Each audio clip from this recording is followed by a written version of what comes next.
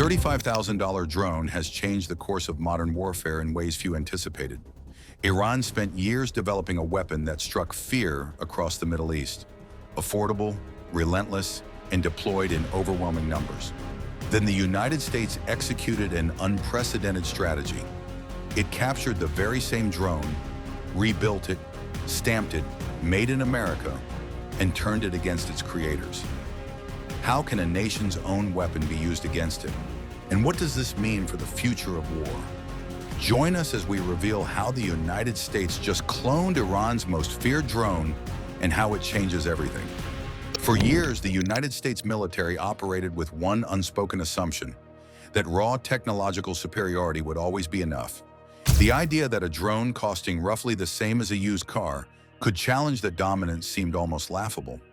America had stealth fighters that cost over $100 million each. It had cruise missiles that could thread a window from 1,000 miles away. It had aircraft carriers that projected power across entire oceans. The notion that a cheap, propeller-driven flying bomb could threaten any of that seemed almost absurd. Then came the Shahed. Iran's Shahed 136 is not an impressive machine on paper. It is a delta-winged, propeller-driven drone with a small warhead and no pilot. It does not evade radar with cutting-edge stealth coatings. It does not fire back when attacked. It flies relatively slowly at low altitude, guided by GPS coordinates to a pre-programmed target. And when it arrives, it explodes. That is the entire concept. There is no recovery. There is no second mission. The drone is the weapon, and the weapon is expendable. And yet this relatively unsophisticated drone did something that billion-dollar weapon systems could not.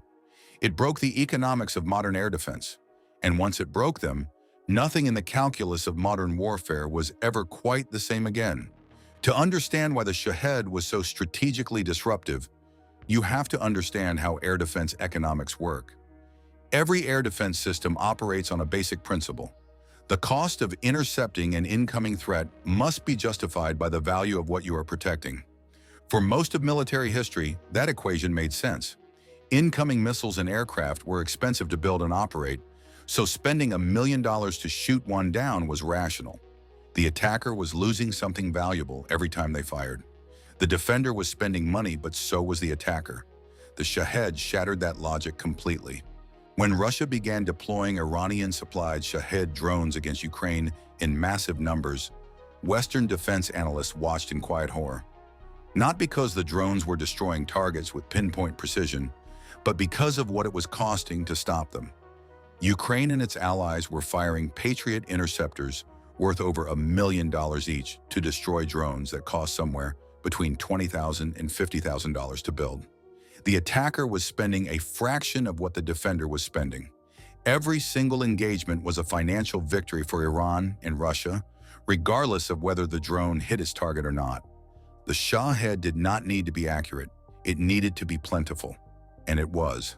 Thousands of them were produced, deployed, and launched, attacking from multiple directions simultaneously. They flew at night to complicate visual detection.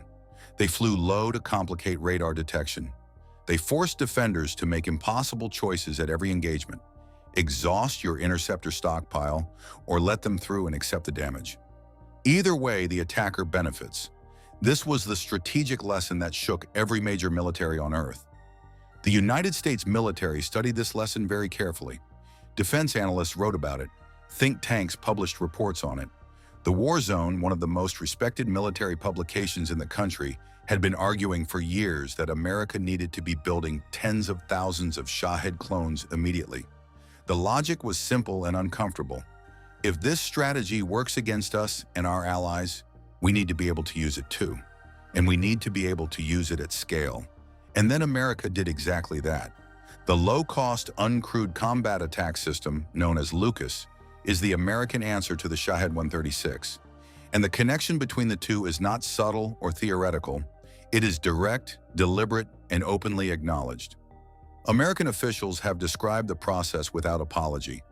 The United States captured one of Iran's Shahed drones, extracted its internal components, sent them back to engineers in the United States, rebuilt the system from the ground up using American manufacturing and American technology, added significant upgrades, and then deployed it against the very country that designed the original. CENTCOM Commander Admiral Brad Cooper put it in terms that left no room for interpretation. He told reporters that the United States captured the Iranian drone, pulled the guts out, sent it back to America, put a Made in America stamp on it, brought it back, and started shooting it at the Iranians. That is not a paraphrase. That is the admiral in charge of the entire Iran campaign, describing the program with remarkable candor at a press conference in Tampa, Florida. The drones are manufactured by SpectreWorks, a company based in Phoenix, Arizona. Each unit costs approximately $35,000. A Tomahawk cruise missile costs between $2 million and $2.5 million per shot. An air-launched cruise missile currently in service costs over $1 million.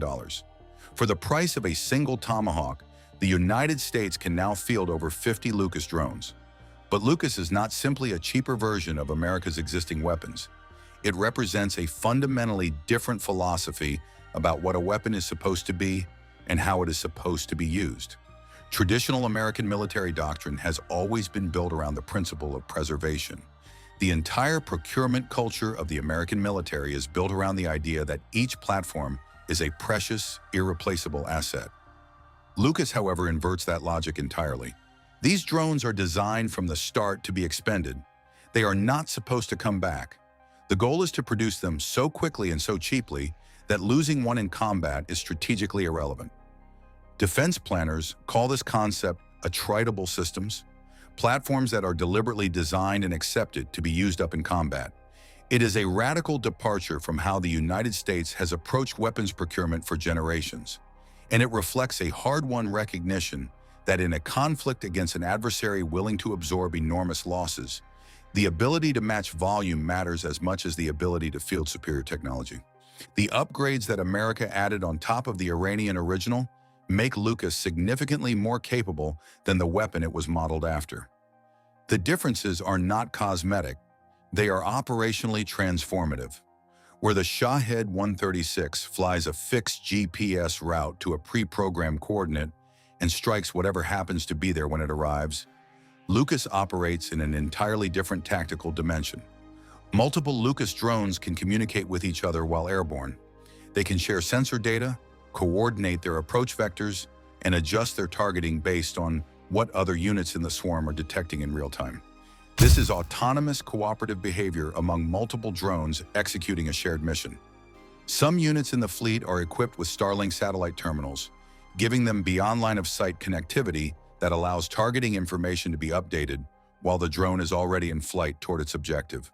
A Lucas drone can be launched, fly for hundreds of miles, receive updated coordinates mid-mission, and redirect itself to a new target without any human physically controlling it from moment to moment. The human remains in the loop in terms of authorizing the mission and approving the target list, but the execution is autonomous. The original Shahed was a blunt instrument designed for volume. The American version is a precision instrument that also happens to be available in volume. Lucas drones can be launched from multiple platforms, catapult systems on the ground, vehicle-mounted mobile launchers, and critically, from ships at sea. They were test-launched from the Independence-class littoral combat ship USS Santa Barbara in the Persian Gulf before they ever saw combat. That naval launch capability is strategically significant. It means Lucas is not dependent on fixed airstrips that can be targeted and destroyed. It can be deployed from almost anywhere across a vast operating area, which makes the launch infrastructure itself extraordinarily difficult to suppress. CENTCOM established Task Force Scorpion Strike in December of 2025, following directives from War Secretary Pete Hegseth to accelerate the acquisition and deployment of cost-effective drone technology. It was the first squadron in American military history dedicated entirely to one-way attack drones. The mission was straightforward: provide affordable, rapidly deployable offensive drone capability to commanders in the Middle East as quickly as possible. The first combat use of Lucas came during Operation Epic Fury, the joint United States and Israeli military campaign targeting Iranian assets that began in early March of 2026. Task Force Scorpion Strike used Lucas drones in the opening salvos of the campaign. They were fired at unspecified Iranian targets on the first day and used repeatedly in the days that followed. For the first time in history, American forces were using mass-produced, low-cost kamikaze drones in sustained combat operations, the same category of weapon that had been exclusively associated with Iran and Russia just years before. When asked directly how effective Lucas had been in combat and how much it was helping preserve the stockpile of more expensive munitions, Admiral Cooper gave a two-word assessment: indispensable. That single word from the commander of United States Central Command is worth dwelling on, meaning the campaign as conducted could not have been executed in the same way without it. When asked what kinds of targets Lucas had been used against, Cooper's answer was equally economical: good ones. The strategic impact of Lucas extends well beyond any individual strike or any single campaign. For years, one of the most serious concerns animating American military planning around a potential conflict with Iran was the question of magazine depth. Iran possesses thousands of drones and missiles. Producing enough expensive cruise missiles and interceptors to match that volume was economically and industrially unsustainable over a prolonged conflict. The fear was that Iranian barrages would outlast American and Allied stockpiles, forcing a choice between accepting devastating strikes or escalating beyond what the political situation could bear. Lucas has directly addressed that fear. Iran's response to all of this was as revealing as it was predictable. Rather than acknowledging that the United States had studied their approach and built a superior version of their own weapon, Iranian military officials pivoted to accusation. The spokesperson for Iran's Khatam al-Anbiya central headquarters publicly charged that America and Israel had copied the Shahed design and were deploying Lucas drones specifically to frame Iran for drone attacks across the region that they themselves were carrying out. The allegation was elaborate. Lucas was not a weapon aimed at Iran, but an impersonation designed to make Tehran look responsible for strikes it had nothing to do with. Consider what that accusation actually reveals beneath the political theater. Iran built a drone so effective, so distinctive in its design, and so thoroughly associated with Iranian military operations across the Middle East that when America built a near-identical version, Iran's instinct was not to acknowledge the imitation.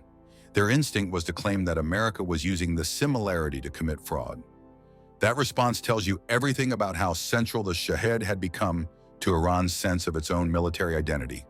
And it tells you everything about how completely Lucas had disrupted that identity. Deep underground, behind dozens of meters of solid rock, Iranian scientists believed they'd found the perfect shield. The logic seems sound. No air force in the world could reach them down there. But here's what they got wrong. The deeper you bury a nuclear program, the more precisely the US military has learned to target it. What we're going to show you is the weapon system built specifically to solve that problem, and why no bunker Iran can realistically build or operate will keep its program safe. The bunker strategy: why Iran went underground. Iran didn't decide to go underground on a whim. It watched what happened to Saddam Hussein's nuclear ambitions after the Israeli strike on Osirak in 1981. And it watched what happened to Libya's Gaddafi after he gave up his weapons program and was removed anyway. The lesson Iran took from both of those situations was simple. If you want a nuclear program to survive, you can't leave it sitting on the surface where anyone with a GPS coordinate and a large enough bomb can reach it. So Iran started digging. The most well-known result of that strategy is Fordow. It sits near the city of Qom, carved into the rock of a mountain rather than simply buried beneath flat ground. The Iranians chose that site deliberately. The mountain itself adds protection that poured concrete alone can't replicate.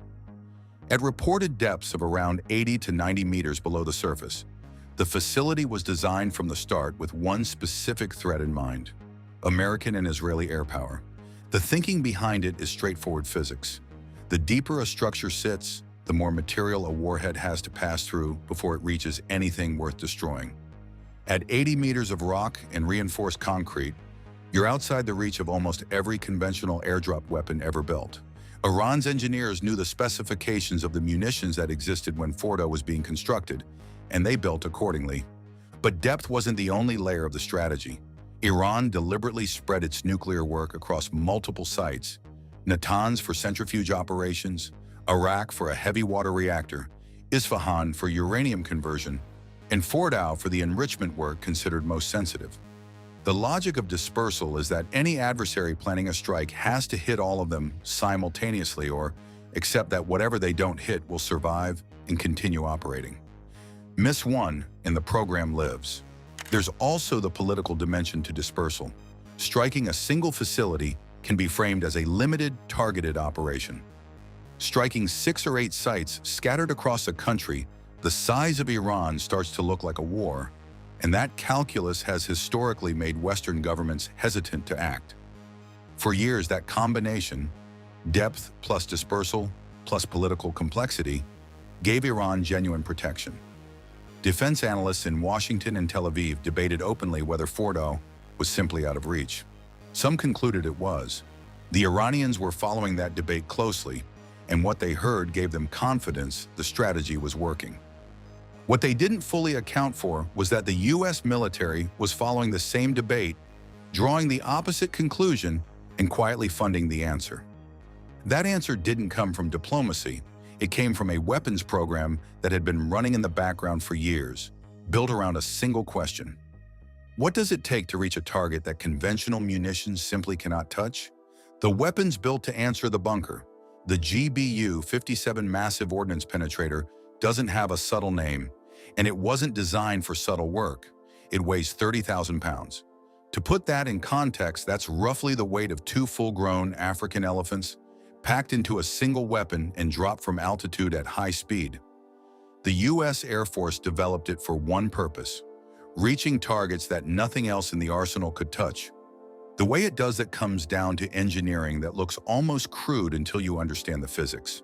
The outer casing is hardened steel, thick enough to survive the violent deceleration of punching through rock and reinforced concrete without the weapon breaking apart before it reaches its target depth. Inside, a delayed fuse gives the warhead time to travel down through the layers of material before it fires. The result is a weapon that can penetrate more than 60 meters of reinforced concrete and considerably more in softer ground before the 5,300-pound explosive fill detonates in whatever space it's reached. That number matters.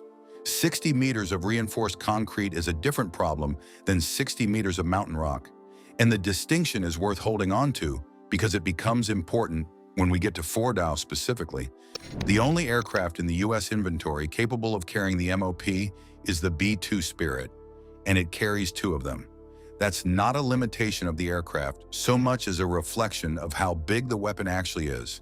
The B-2's bomb bay was modified specifically to accommodate the MOP, meaning the Air Force committed real money and engineering time to making this delivery possible. You don't do that for a contingency plan. You do that because someone made a decision that this capability needed to exist and be ready. The MOP didn't appear from nowhere. It was preceded by the GBU-28, which became famous during the Gulf War in 1991. A 5,000-pound weapon that could punch through about 6 meters of concrete. At the time, that was enough to threaten the bunkers Saddam Hussein was using. But as Iran and North Korea watched that conflict and started building their own underground infrastructure, they built deeper. The GBU-28 stopped being a credible threat to the facilities they were constructing. The gap between what the U.S. could deliver and what adversaries were burying kept widening through the 1990s and into the 2000s. The MOP program was the direct institutional response to that gap.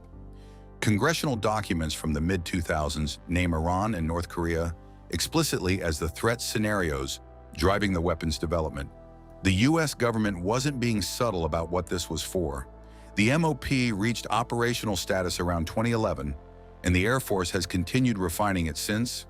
At least 2 upgrade programs have improved its guidance systems and fusing to address specific feedback about penetration, performance against particular soil and rock compositions. That last detail is worth sitting with. The upgrades weren't generic improvements. They were responses to specific target characteristics, which means U.S. planners have been modeling Fordow and facilities like it in enough detail to identify exactly what adjustments the weapon needed to defeat them. The MOP wasn't just built to reach underground facilities in general. It was progressively refined to reach the specific ones that matter most. Penetration depth alone, though, is only part of the equation. Getting a 30,000-pound bomb to the right coordinate over defended territory without being shot down before it releases, That's a separate problem entirely, and it required a separate solution. Delivery, precision, and the platforms that make it work. The B-2 Spirit is the reason any of this works. Without a platform that can carry the MOP into defended airspace and release it accurately, the weapon is just an engineering achievement sitting in a hangar. Stealth is what converts that engineering into an actual military option. The B-2's radar cross-section is roughly the size of a large bird, a product of its flying wing shape, radar-absorbent surface materials, and the careful internal routing of engine exhaust to reduce heat signatures. Iranian air defenses are built around radar. They need to detect, track, and engage an incoming aircraft in a sequence that takes time. The B-2 breaks that sequence at the first step. If the radar can't produce a reliable track, the missiles that depend on that track can't fire effectively. The aircraft reaches its release point, drops its payload, and exits before the defense system has resolved what it was looking at. Precision is the other half of that equation. The MOP uses a combination of GPS guidance and an inertial navigation system that runs independently in case GPS signals are jammed or degraded. Together, they put the weapon within a few meters of its target coordinate. And that accuracy is what makes sequential strikes possible. You can drop the first weapon into a specific entry tunnel, then drop the second through the hole the first one created, driving the destruction progressively deeper into the structure. That's not a theoretical concept. It's a documented strike methodology the Air Force calls reattack, and it was specifically developed to address cases where a single pass isn't sufficient to guarantee destruction. But before any weapon leaves the aircraft, intelligence has to do its work. ISR, intelligence, surveillance, and reconnaissance, is what tells planners where exactly to aim. Satellites, signals collection, and aerial reconnaissance over years of observation have produced detailed models of facilities like Fordo, where the access tunnels enter the mountain, where the ventilation shafts run, where the power infrastructure connects, and where the internal chambers sit relative to the surface above them. Dropping a weapon accurately onto a coordinate is simple. Knowing which coordinate to give it, the one that collapses the right tunnel or severs the right shaft, is the product of years of collection work. The weapon and the intelligence system feeding it are inseparable. Now factor in the B-21 Raider, which has entered operational service and carries the same heavy payload capability as the B-2. The B-21 was designed with lessons from decades of stealth operations folded into its architecture from the start, rather than retrofitted over time. Its manufacturing approach also means the Air Force can build more of them at lower cost, which changes the calculus around how many aircraft are available for a given mission. The B-2 fleet is small, 20 aircraft total, and not all of them are mission-ready at any given time. The B-21 is intended to grow that number considerably. More aircraft means more simultaneous strike packages, which matters directly for the dispersal problem Iran built its program around. The more sites you can hit at once, the less the dispersal strategy protects. Iran's engineers designed Fordow with the threat environment of the early 2000s in mind. The delivery systems flying today are a generation past what those engineers were modeling, and the generation coming next is further still. The physics problem Iran can't solve. Here's the constraint that no amount of concrete or political maneuvering can fix. The deeper you bury a facility, the harder it becomes to actually run one. Enrichment centrifuges are precision instruments. They spin at tens of thousands of rotations per minute and require stable power, stable temperature, and constant maintenance. The deeper underground you place them, the more complex and expensive the infrastructure keeping them alive becomes. Ventilation shafts to remove heat, power lines running down from the surface, supply tunnels wide enough to move equipment in and out. Every one of those systems is a structural dependency. Sever the ventilation and the facility overheats. Cut the power and the centrifuges stop. Collapse the access tunnel and no one gets in or out. The mountain protects the facility from above, but it also creates a set of choke points that a sequenced strike package is specifically designed to exploit. That's the part of bunker busting that rarely gets discussed. It isn't just about driving a warhead through the roof. A coordinated strike targets the tunnel entrances, the ventilation outlets, and the external power nodes in a sequence that leaves the interior intact but completely inoperable. A facility that survives a strike in that condition is still offline for months, possibly years, while the damage is assessed and the infrastructure rebuilt. From a military planning perspective, that outcome is nearly as good as destruction, because the time it buys is the point. Now apply that to Fordo specifically. The facility sits at a depth where the MOP's penetration capability against the rock composition of that mountain sits at the edge of what's publicly confirmed. And U.S. officials have acknowledged that tension openly, then pointed to the upgrade programs that followed. What those upgrades addressed, based on what's been reported, was exactly that margin. The weapon was improved to close it. Iran's engineers face a dilemma with no clean exit. Push the facility deeper to stay ahead of penetration capability, and you make the operational problems worse. Longer ventilation shafts, longer supply lines, more surface infrastructure that satellites can image and strike packages can target. Stay at current depth and accept that the MOP, delivered accurately and sequentially, puts the facility at genuine risk. There's no depth that solves both problems at once, because the geological constraints that limit what a bomb can reach are the same constraints that limit what an engineering team can build and sustain.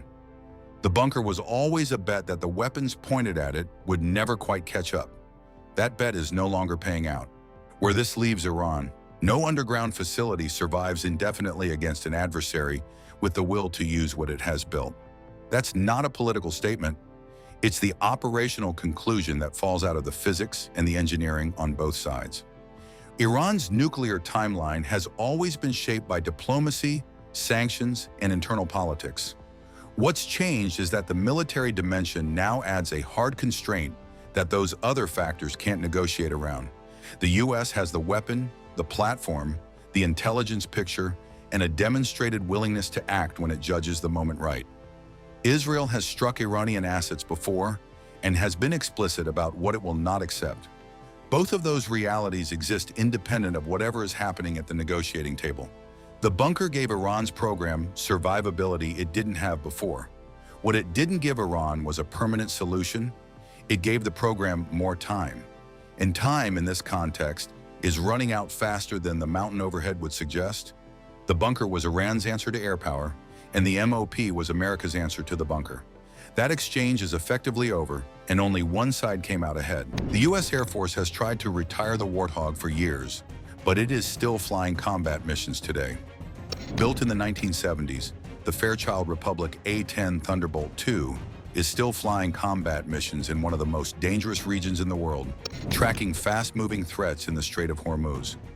So how does a 50-year-old warplane stay relevant in the age of stealth jets and hypersonic weapons? And what is it doing today that modern fighters still can't replicate? Join us as we reveal why the Warthog refuses to disappear and how Iran is currently paying the price for that. Let us start with the sound, one of the things the Warthog is famous for. When an A-10 fires its cannon, the noise it makes sounds like the sky is tearing open. A deep, violent, mechanical roar that lasts less than 2 seconds but feels like it goes on forever. Pilots who have heard it from the cockpit describe it as unlike anything else in aviation. Ground troops who have heard it from below describe something closer to relief, the particular kind of relief that comes from knowing that whatever was about to harm you is no longer a threat. That sound is the GAU-8 Avenger, a 30mm rotary cannon that is not just a weapon mounted on an aircraft. It is the reason the aircraft exists in the first place. The A-10's entire airframe was designed around the GAU-8. The aircraft was built to carry that gun into battle, and every other design decision, the engines, the wings, the cockpit, and the landing gear were made in service of that central function. The GAU-8 fires at a rate of 3,900 rounds per minute. Its average recoil force is 10,000 pounds, which is slightly more than the thrust output of each of the A-10's 2 engines. The rounds it fires are accurate enough to put 80% of shots within a 40-foot diameter circle from 4,000 feet while the aircraft is in flight. In a world that increasingly debates whether human pilots are even necessary, where the conversation is dominated by stealth, hypersonics, and artificial intelligence, the A-10 is the most stubbornly analog weapon in the American arsenal. It flies low and slow. It gets close to things and shoots them with a cannon until they stop being a threat. That is not a philosophy that fits neatly into a PowerPoint about sixth-generation air dominance. But it turns out that philosophy is devastatingly effective in the specific conditions where Iran decided to pick a fight. To understand why the Warthog is in the Middle East right now, let's go back to the beginning and understand what this aircraft was actually built to do. The A-10 was born from a very specific fear. In the 1960s and 70s, American military planners looked at the Soviet Union's massive tank force and asked a deeply uncomfortable question. If the Red Army rolls into Western Europe, what stops it? The answer they arrived at was an aircraft designed from scratch to destroy armored vehicles as quickly and as cheaply as possible, in the most dangerous conditions imaginable, and then come home. The result was an aircraft with a titanium-armored cockpit nicknamed the Bathtub, redundant flight systems designed so the aircraft could continue flying after taking significant damage, and an airframe robust enough to return to base with one engine destroyed, one tail damaged, or significant wing damage. The Warthog was built to survive being hit and keep fighting anyway. During Desert Storm alone, A-10s destroyed over 900 Iraqi tanks, around 2,000 military vehicles, and nearly 1,200 artillery systems. It even reportedly shot down 2 Iraqi helicopters, a rare feat for a ground attack aircraft that carries no radar and was never intended for air-to-air combat. After Desert Storm came Kosovo, then Afghanistan, then Iraq again, then Libya, then Syria. Every time the military establishment declared the Warthog obsolete, another conflict arose in which it proved to be exactly the right tool for exactly the right job. The Air Force, for its part, has been trying to retire the A-10 for years.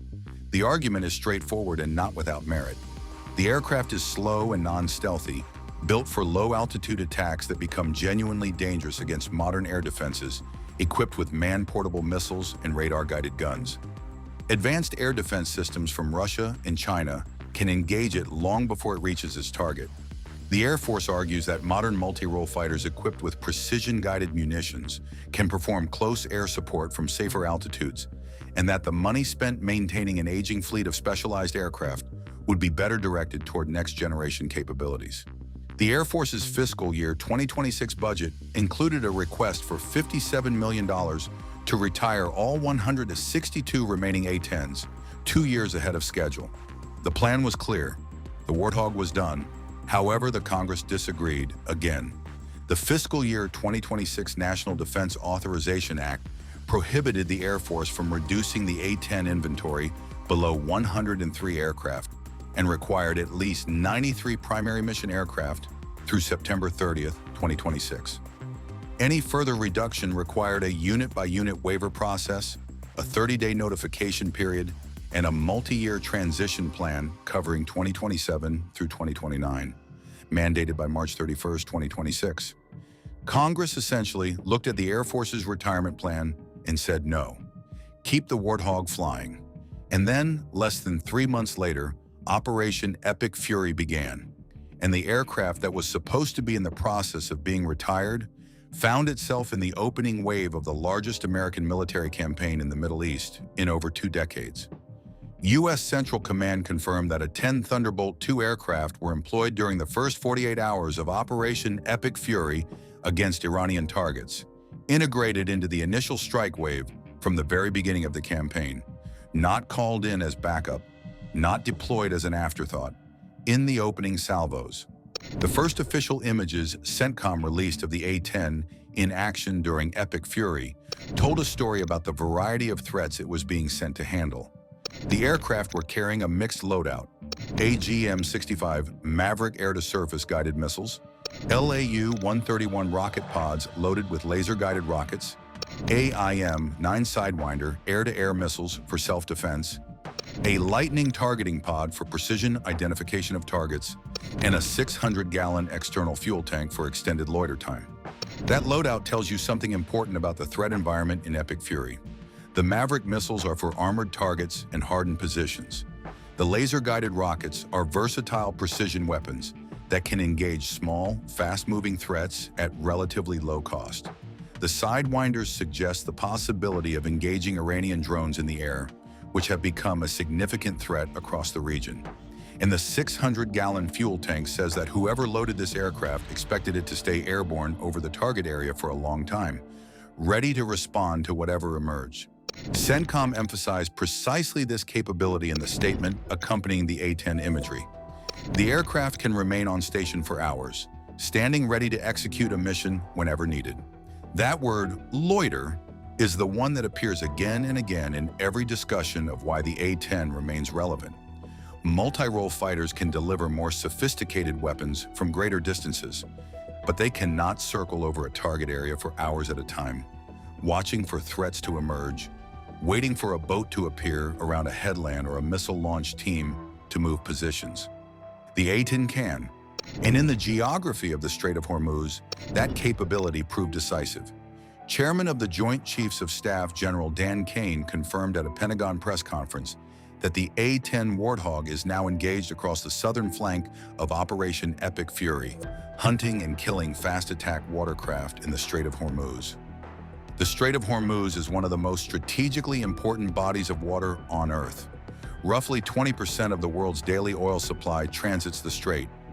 Iran has long maintained a strategy of threatening to close the strait to shipping in any serious conflict, using swarms of fast attack boats, mines, and coastal missiles to make passage too dangerous for commercial vessels. It is an asymmetric threat that does not require Iran to defeat the U.S. Navy in a conventional sense. It just needs to make insurance companies decide that sending tankers through the strait is too risky. The economic disruption that follows can be devastating for regional states, for global energy markets, and for any American effort to sustain regional alliances. Iran's fast attack boat strategy is built on numbers and speed. Small, fast vessels, difficult to track, appearing from coastal inlets and islands, capable of laying mines or firing missiles before air defense systems can respond effectively. Against an F-35 operating at altitude, these boats are genuinely hard to engage. They are fast, small, low on the water, and easy to lose against the radar clutter of a busy coastline. Against an A-10 flying low and slow at 300 knots with a targeting pod, a Maverick missile, and a pilot who has been training for exactly this scenario for years, they are not hard to find at all. The A-10 was specifically trained for the maritime role of hunting Iran's fast boat fleets long before Operation Epic Fury began. In early February 2026, A-10s were conducting close air support missions for the USS Santa Barbara in the Arabian Gulf as part of the force buildup ahead of the campaign, protecting mine-hunting operations in constrained waters near the strait from fast boat swarms and mining threats. In a March 16th video, CENTCOM Commander Admiral Brad Cooper stated that U.S. forces had destroyed more than 100 Iranian naval vessels and vowed to continue rapidly depleting Iran's ability to threaten freedom of navigation in and around the Strait of Hormuz. 100 vessels. And the A-10 was actively contributing to that tally, not as a supplementary platform, but as one of the primary tools the U.S. military chose to clear the strait. A-10s were also spotted with Sidewinder missiles engaging Shahed-type Iranian drones during counter-unmanned aerial systems missions, an air-to-air role that nobody designed the Warthog for, but which pilots have adapted to over years of operational deployment in environments flooded with cheap Iranian drones. As the campaign expanded, flight tracking data revealed that the Air Force was preparing to send additional A-10s across the Atlantic toward the Middle East, with 12 aircraft arriving at RAF Lakenheath in late March 2026, suggesting a significant expansion of the Warthog's role in the campaign. The aircraft that the Air Force was actively trying to retire 6 months earlier was being reinforced mid-conflict. The debate about the A-10's future will continue after Epic Fury ends, but right now, somewhere over the Strait of Hormuz, an aircraft designed in the 70s to kill Soviet tanks is flying low over contested waters, scanning for Iranian fast boats, and making the Islamic Revolutionary Guard Corps pay for the mistake of thinking that cheap, swarming naval tactics could close the world's most important oil choke point without consequence.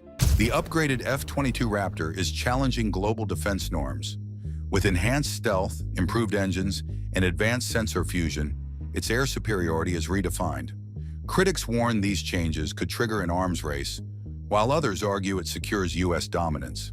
Meanwhile, China and Russia are investing in next-generation fighter technologies to lead the innovation race. As Beijing and Moscow ramp up their modernization efforts, the critical question remains: can the F-22 maintain its supremacy, or will emerging platforms like the F-47 usher in a new era of aerial warfare? Join us as we uncover the cutting-edge upgrades of the F-22 Raptor, advancements so powerful they've captured China's attention. The F-22 Raptor is one of the most advanced fighter jets ever built, but it didn't start out that way. It began as part of the U.S. Air Force's Advanced Tactical Fighter program in 1981. The goal was to replace the F-15 and F-16, which were powerful but becoming vulnerable to new Soviet threats. The Soviets were developing advanced missiles, airborne warning systems, and new fighters like the Su-27 and MiG-29, which could challenge U.S. air superiority.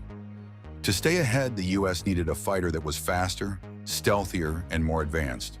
Engineers designed the ATF to dominate in a future war, using cutting-edge technology like lightweight materials, better flight controls, and engines that allowed supercruise. Sustained supersonic flight without using fuel-hungry afterburners. Most importantly, it had stealth capabilities, making it nearly invisible to enemy radar. After years of competition, Lockheed YF-22 won against Northrop's YF-23 in 1991. While the YF-23 was stealthier and faster, the YF-22 was more maneuverable thanks to its thrust vectoring engines, which allowed it to perform sharp turns and outmaneuver enemies in close combat. Lockheed's design also had fewer risks, making it the Air Force's top choice.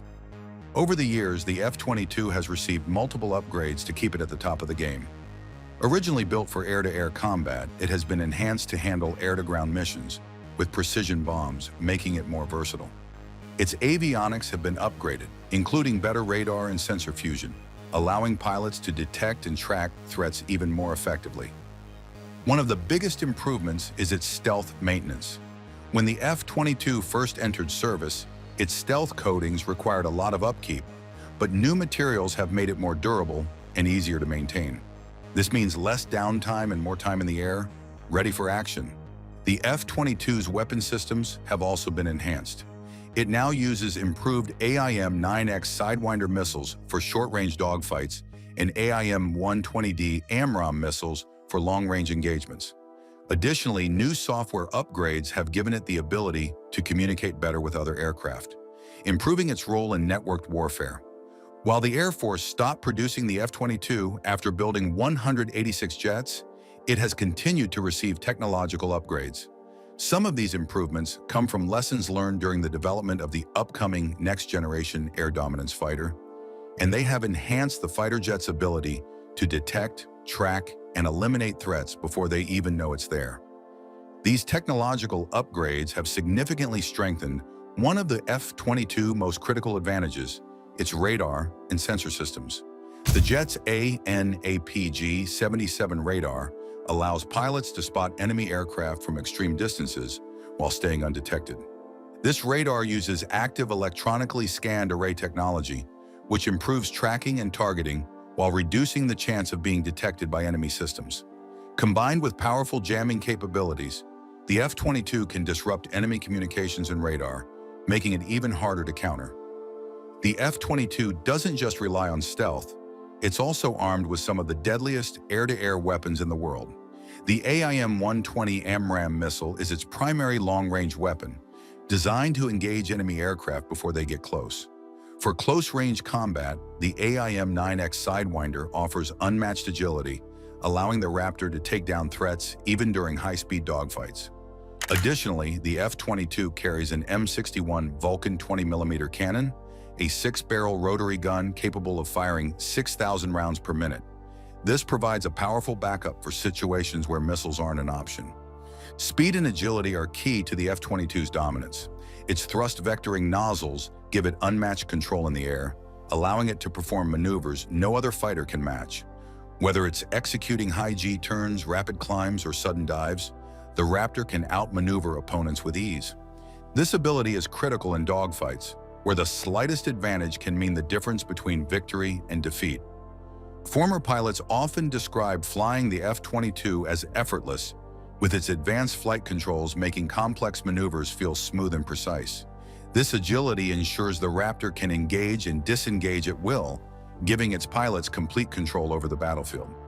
While the F-22 is already a technological marvel, ongoing software and hardware upgrades will keep it ahead of emerging threats.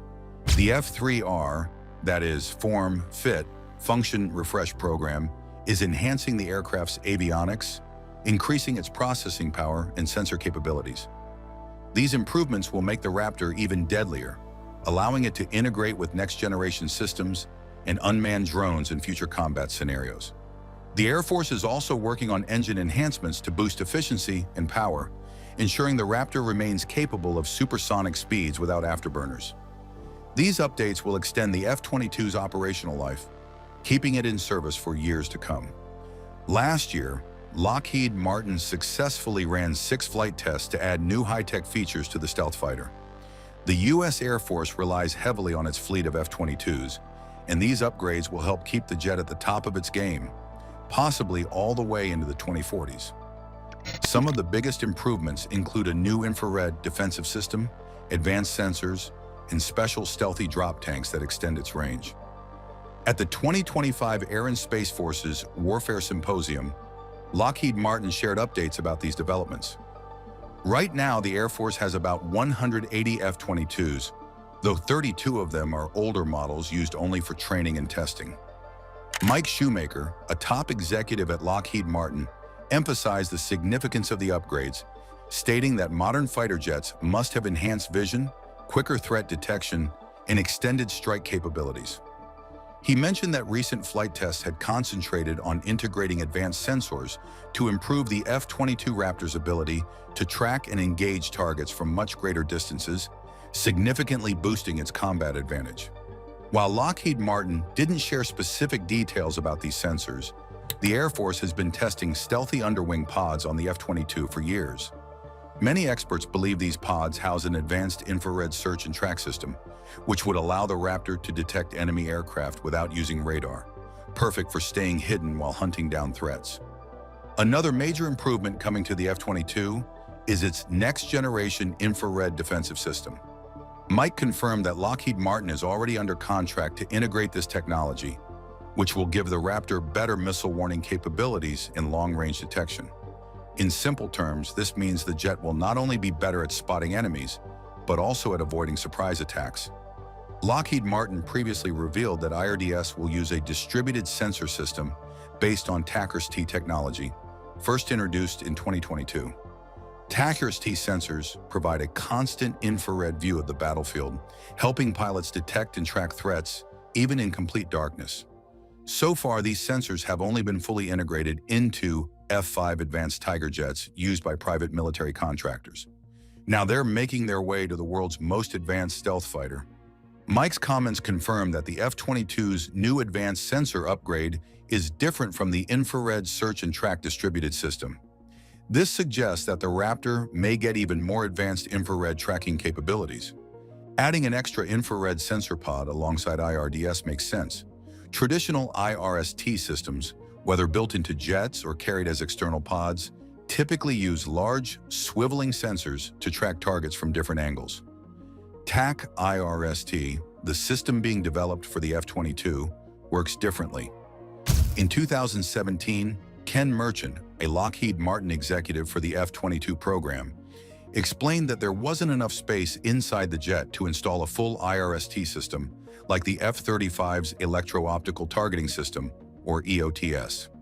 EOTS mainly helps with air-to-ground targeting, but it also has infrared tracking capabilities. Even on its own, IRDS would be a huge improvement over the F-22's current ANAAR-56 missile launch detector, which only provides basic infrared warnings. TASI IRST sensors spread across the aircraft could help the Raptor detect threats more effectively, similar to how the F-35 distributed aperture system works. Using both built-in and podded IRST sensors together would be a game changer. As experts have explained, traditional IRST sensors can only detect a target's direction and movement, but struggle to determine its exact range. However, if two aircraft with IRST systems share data, they can quickly triangulate a target's position with precision. Lockheed Martin has already demonstrated this kind of teamwork using its Legion pod, which features an IRST-21 sensor. This system can provide high-quality targeting data and has been tested on various fighter jets. The F-22 was originally supposed to have an IRST system, but budget cuts removed it late in development. Now, with stealth technology becoming more common worldwide, the U.S. military sees infrared tracking as crucial. Unlike radar, which actively sends out signals that enemies can detect, IRST works passively. It simply listens for heat signatures, making it perfect for tracking stealth aircraft. IRST can also help radar systems lock onto targets more effectively, providing better accuracy without revealing the jet's position. One of the biggest advantages of IRST is that it's immune to electronic warfare. Modern enemy forces use jamming technology to disrupt radars, but infrared tracking can't be blocked in the same way. This makes IRST a powerful tool for detecting and tracking stealthy threats. Mike reassured that any new F-22 upgrades would maintain the aircraft's stealth capabilities. This is crucial as the U.S. faces increasing threats from advanced enemy aircraft and stealthy weapons. China, for example, recently unveiled 2 new stealth fighter designs, signaling rapid advancements in their air combat technology. He also emphasized the importance of detecting threats from greater distances in modern air combat. He explained that if an aircraft could sense and see farther, it would also be able to share that information with other units. The F-22 Raptor had already proven itself as one of the most advanced fighters, acting as a central coordinator for larger aerial teams. Mike noted that it could gather intelligence, guide other aircraft, and ensure air superiority. Lockheed Martin, alongside the U.S. Air Force and industry partners, had been working to enhance the Raptor's communication and networking abilities to further improve its role in battle. According to Lockheed Martin, the F-22 was the first combat aircraft to fully utilize an open mission systems architecture, which allowed for faster and easier software upgrades. This feature made the aircraft highly adaptable to new technologies. A major software update known as Release 4 was in its final testing phase. If everything proceeded as planned, the update would be available for the entire F-22 fleet by the end of the spring. He also pointed out that this upgrade would make it easier to integrate third-party applications into the aircraft's mission systems, enhancing its capabilities even further. When discussing the timeline for the Raptor's new sensor capabilities, Mike mentioned that they were expected to be delivered to the fleet within the next few years. In the meantime, he highlighted that the F-22 remained in high demand. It was also revealed that Lockheed Martin had been supporting increased operations and deployments despite the relatively small size of the F-22 fleet.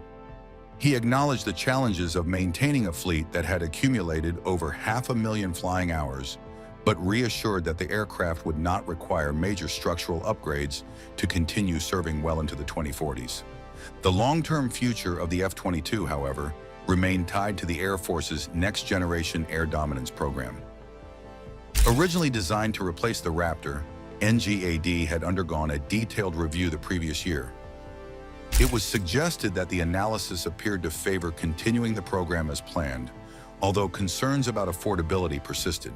Developing a next-generation fighter required significant funding, which had to be balanced with other military priorities, such as stealth refueling tankers and AI-powered drone wingmen, known as collaborative combat aircraft. Additionally, rising costs in the Sentinel intercontinental ballistic missile program had forced the Air Force to reassess its budget. Shoemaker also mentioned that discussions were still ongoing regarding the optimal size of the B-21 Raider stealth bomber fleet. Meanwhile, the Department of Defense was facing potential budget cuts to existing programs in order to redirect resources toward new priorities, including the Golden Dome missile defense system. Despite these uncertainties, Lockheed Martin remained confident in the F-22's continued importance. It was indicated that the aircraft's upgrades were already contributing to NGAD research, ensuring its relevance in modern air combat. However, as the U.S. Air Force moves forward with the next generation of fighters, a major shift is underway. The recent unveiling of the F-47, the Air Force's newest jet, marks a significant leap beyond the F-22, offering superior range, stealth, and cost-effectiveness. Air Force Chief of Staff General David W. Alvin, who spoke at a high-profile event alongside former President Donald Trump, revealed new details about this once-secret aircraft. Alvin reportedly stated that, despite claims from adversaries, the F-47 would be the first crewed sixth-generation fighter in the world. His comments were seen as a response to China, which had recently unveiled its own stealth aircraft. He explained that the F-47 would join the B-21 Raider stealth bomber in the Air Force's new fleet and would be equipped with advanced stealth technology, next-generation sensors, and long-range attack capabilities. These features, he noted, would make the aircraft highly effective in contested battle zones. Although the Air Force did not reveal all details about the F-47, the concept images released showed notable design differences compared to previous fifth-generation fighters like the F-22 and F-35. Observers noted that while the F-47 had a traditional, stealthy nose and bubble canopy, it also included forward canards and sharply angled wings, features not commonly associated with stealth aircraft. Alvin reportedly emphasized that the F-47 would have a significantly longer range than the F-22. The existing F-22 could fly more than 1,850 miles with external fuel tanks before needing to refuel, but the F-47 was expected to exceed that distance considerably. Discussions within the Air Force had suggested the possibility of producing two variants of the aircraft, one larger version designed for long-range missions, particularly in the Pacific, and another smaller version optimized for shorter-range operations in Europe. According to the Air Force, the F-47 represents a major leap forward and had been designed with a modular system that would allow it to be upgraded over time. Officials expressed confidence that this approach would ensure the aircraft remained effective for decades. Alvin further explained that for the past 5 years, the Air Force had been testing NGAD technologies using experimental X-planes. These test aircraft had flown hundreds of hours, helping engineers refine advanced systems and accelerate the development process. He stated that this extensive testing had allowed them to push the limits of technology and bring the fighter into service more quickly than previous programs. He also reportedly expressed confidence that the F-47 would be operational within former President Trump's administration, which would last until January 2029. Comparisons were made to the F-22, which took 6 years to progress from selection in 1991 to its first production flight. It was also noted that references to NGAD test flights had surfaced as early as 2020. However, former Air Force Secretary Frank Kendall had later revealed that prototype flights had likely taken place even earlier, possibly in the mid-2010s. One of the biggest issues with the F-22 was its cost. While the basic construction of each jet cost around $140 million, once research, development, and other expenses were included, the price soared to about $350 million per aircraft. Now, with the Next Generation Air Dominance program, the Air Force plans to field between 220 and 250 advanced fighters. The F-47, a product of this effort, is expected to be a game-changer. Unlike older stealth aircraft, which required extensive maintenance to keep their radar-evading surfaces intact, the F-47 will feature a more durable design, reducing downtime and making it combat-ready more often. This design philosophy follows lessons learned from the new B-21 Raider bomber, which was built to fly frequently without excessive maintenance. The F-47 is also built for adaptability. Thanks to digital engineering and an open systems approach, its software, sensors, and mission equipment can be upgraded quickly and easily.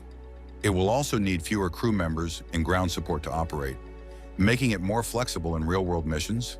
Boeing won the contract to develop the F-47, which will now enter its engineering and testing phase. Initially, a small number of test aircraft will be produced, with options for further production later. Boeing stated that this fighter will continue its legacy of building some of the most famous aircraft in U.S. history, including the P-51 Mustang, F-15 Eagle, and F/A-18 Hornet. The decision to select Boeing over Lockheed Martin was surprising to some. Boeing has faced issues with several military projects, such as the KC-46 tanker and T-7 trainer, resulting in significant cost overruns.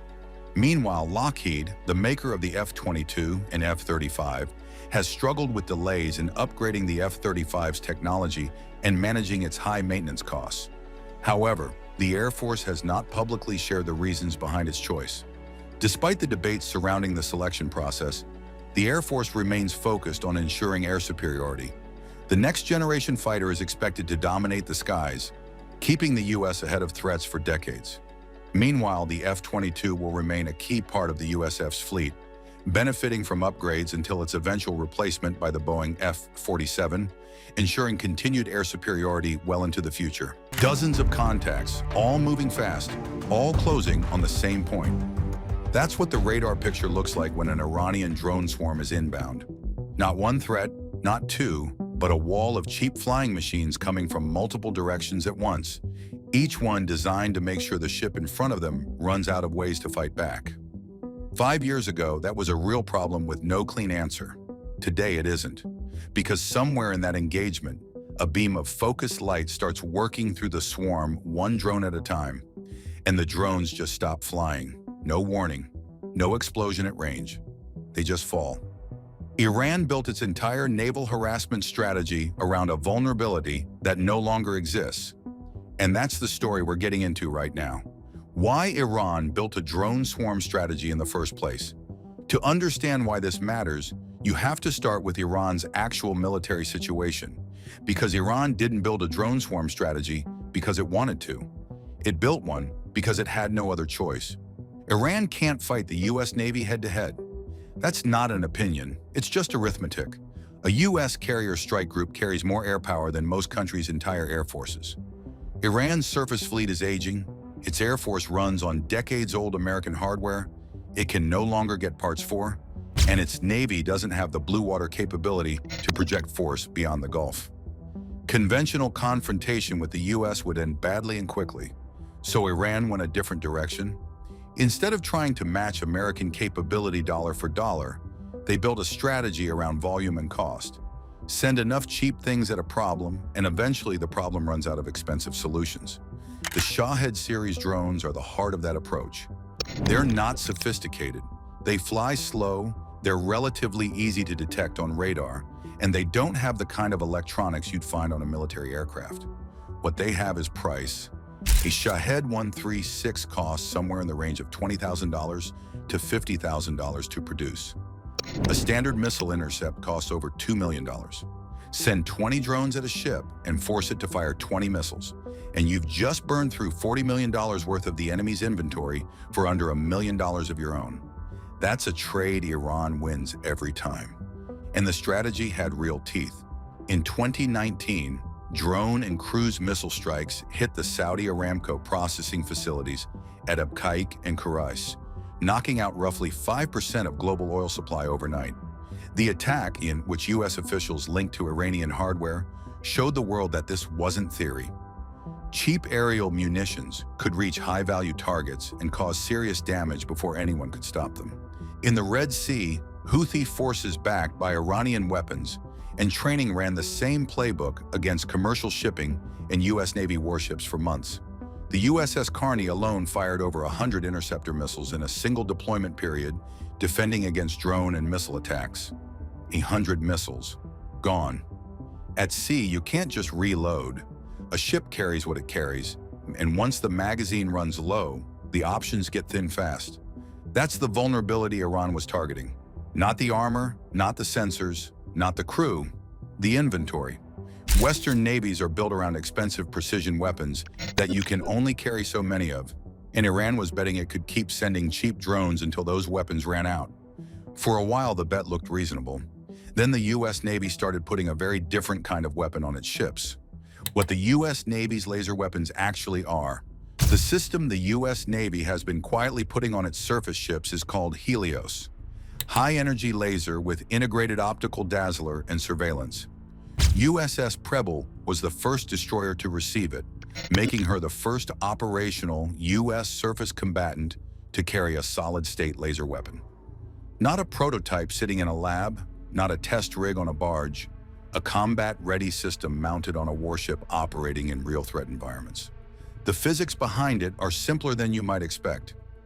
Helios focuses a high-powered beam of light onto a target and holds it there.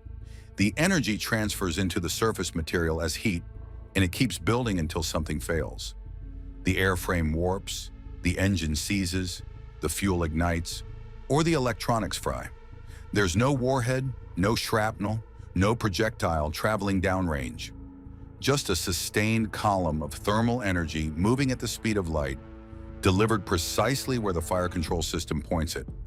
What that means in practical terms is a cost per shot figure that sounds made up until you look at how the system actually works. Each firing costs roughly $1 in electricity. That's it. Compare that to the missile intercept costs we already covered, and you start to see why the Pentagon kept pushing this program even when early versions underperformed. The magazine situation is what really separates this from every other weapon on the ship. As long as the ship's power generators are running, the laser can keep firing. There's no reload, no resupply run, no hard limit on engagements per sortie. In a prolonged drone harassment campaign, exactly the kind Iran has been running in the Gulf, that's not a minor advantage. It's a structural one. Helios also isn't a single-mode weapon. At lower power settings, the dazzler function can blind the optical sensors on a surveillance drone without destroying it. Useful when the rules of engagement require a measured response. Step up the power and you can disable propulsion systems or cook the electronics without the airframe coming apart. Go to full power and you're burning through the drone itself. The operator picks the effect, the system delivers it. Before Helios, the Navy was already fielding a lower power version called Odin, Optical Dazzling Interdictor, Navy. Odin went on multiple surface ships first, which gave the service real operational data on how directed energy performs outside a test range. Humidity, sea spray, atmospheric turbulence, all of it affects how a laser beam holds together over distance, and you can't simulate that in a lab. Odin gave the Navy years of that data before Helios ever went to sea. The limitations are real and worth stating plainly. Heavy rain or thick fog degrades beam quality significantly because the atmosphere scatters the energy before it reaches the target. The system also needs to hold its beam on a target for several seconds to achieve a kill, which means a target that's maneuvering hard at long range is harder to engage reliably. Against a supersonic anti-ship missile pulling high G turns, a laser at current power levels isn't your first line of defense. But slow, straight-flying drones on a fixed approach path? The dwell requirement barely matters. A Shahed flying a pre-programmed route at low altitude isn't doing anything to break the beam's lock. It's just flying in a straight line toward a ship that's now pointing something at it that doesn't miss and doesn't run out of ammunition. The encounter, laser versus drone swarm. Picture the scenario the US Navy has been wargaming for years. A destroyer operating in the Persian Gulf, well inside the range corridor Iran uses for its drone operations. The radar picture fills with contacts. Not one or two, but a coordinated wave coming in from multiple bearings at once. Some are high, some are skimming low over the water to complicate the tracking picture. This is the swarm profile Iran has rehearsed, and it's specifically designed to split a ship's defensive attention across too many targets simultaneously. Against a traditional layered defense, this is where things get ugly fast. The Phalanx close-in weapons system can engage incoming threats, but it covers a limited arc, burns through its 20mm ammunition quickly, and by the time drones are close enough for Phalanx to reliably engage them, you're already in a bad position. Standard missiles are accurate, but as we covered, there aren't unlimited rounds on board, and they're wasted on a $20,000 drone. Electronic jamming works against drones that rely on GPS or radio command links, but Shahed-type systems fly pre-programmed routes, cut the signal, and they just keep going. None of the traditional answers solve the volume problem cleanly. Helios approaches the same problem differently. The fire control system pulls track data from the ship's radar, assigns priority to the targets posing the most immediate threat, and the beam slews onto the first contact. Slew, dwell, kill, move.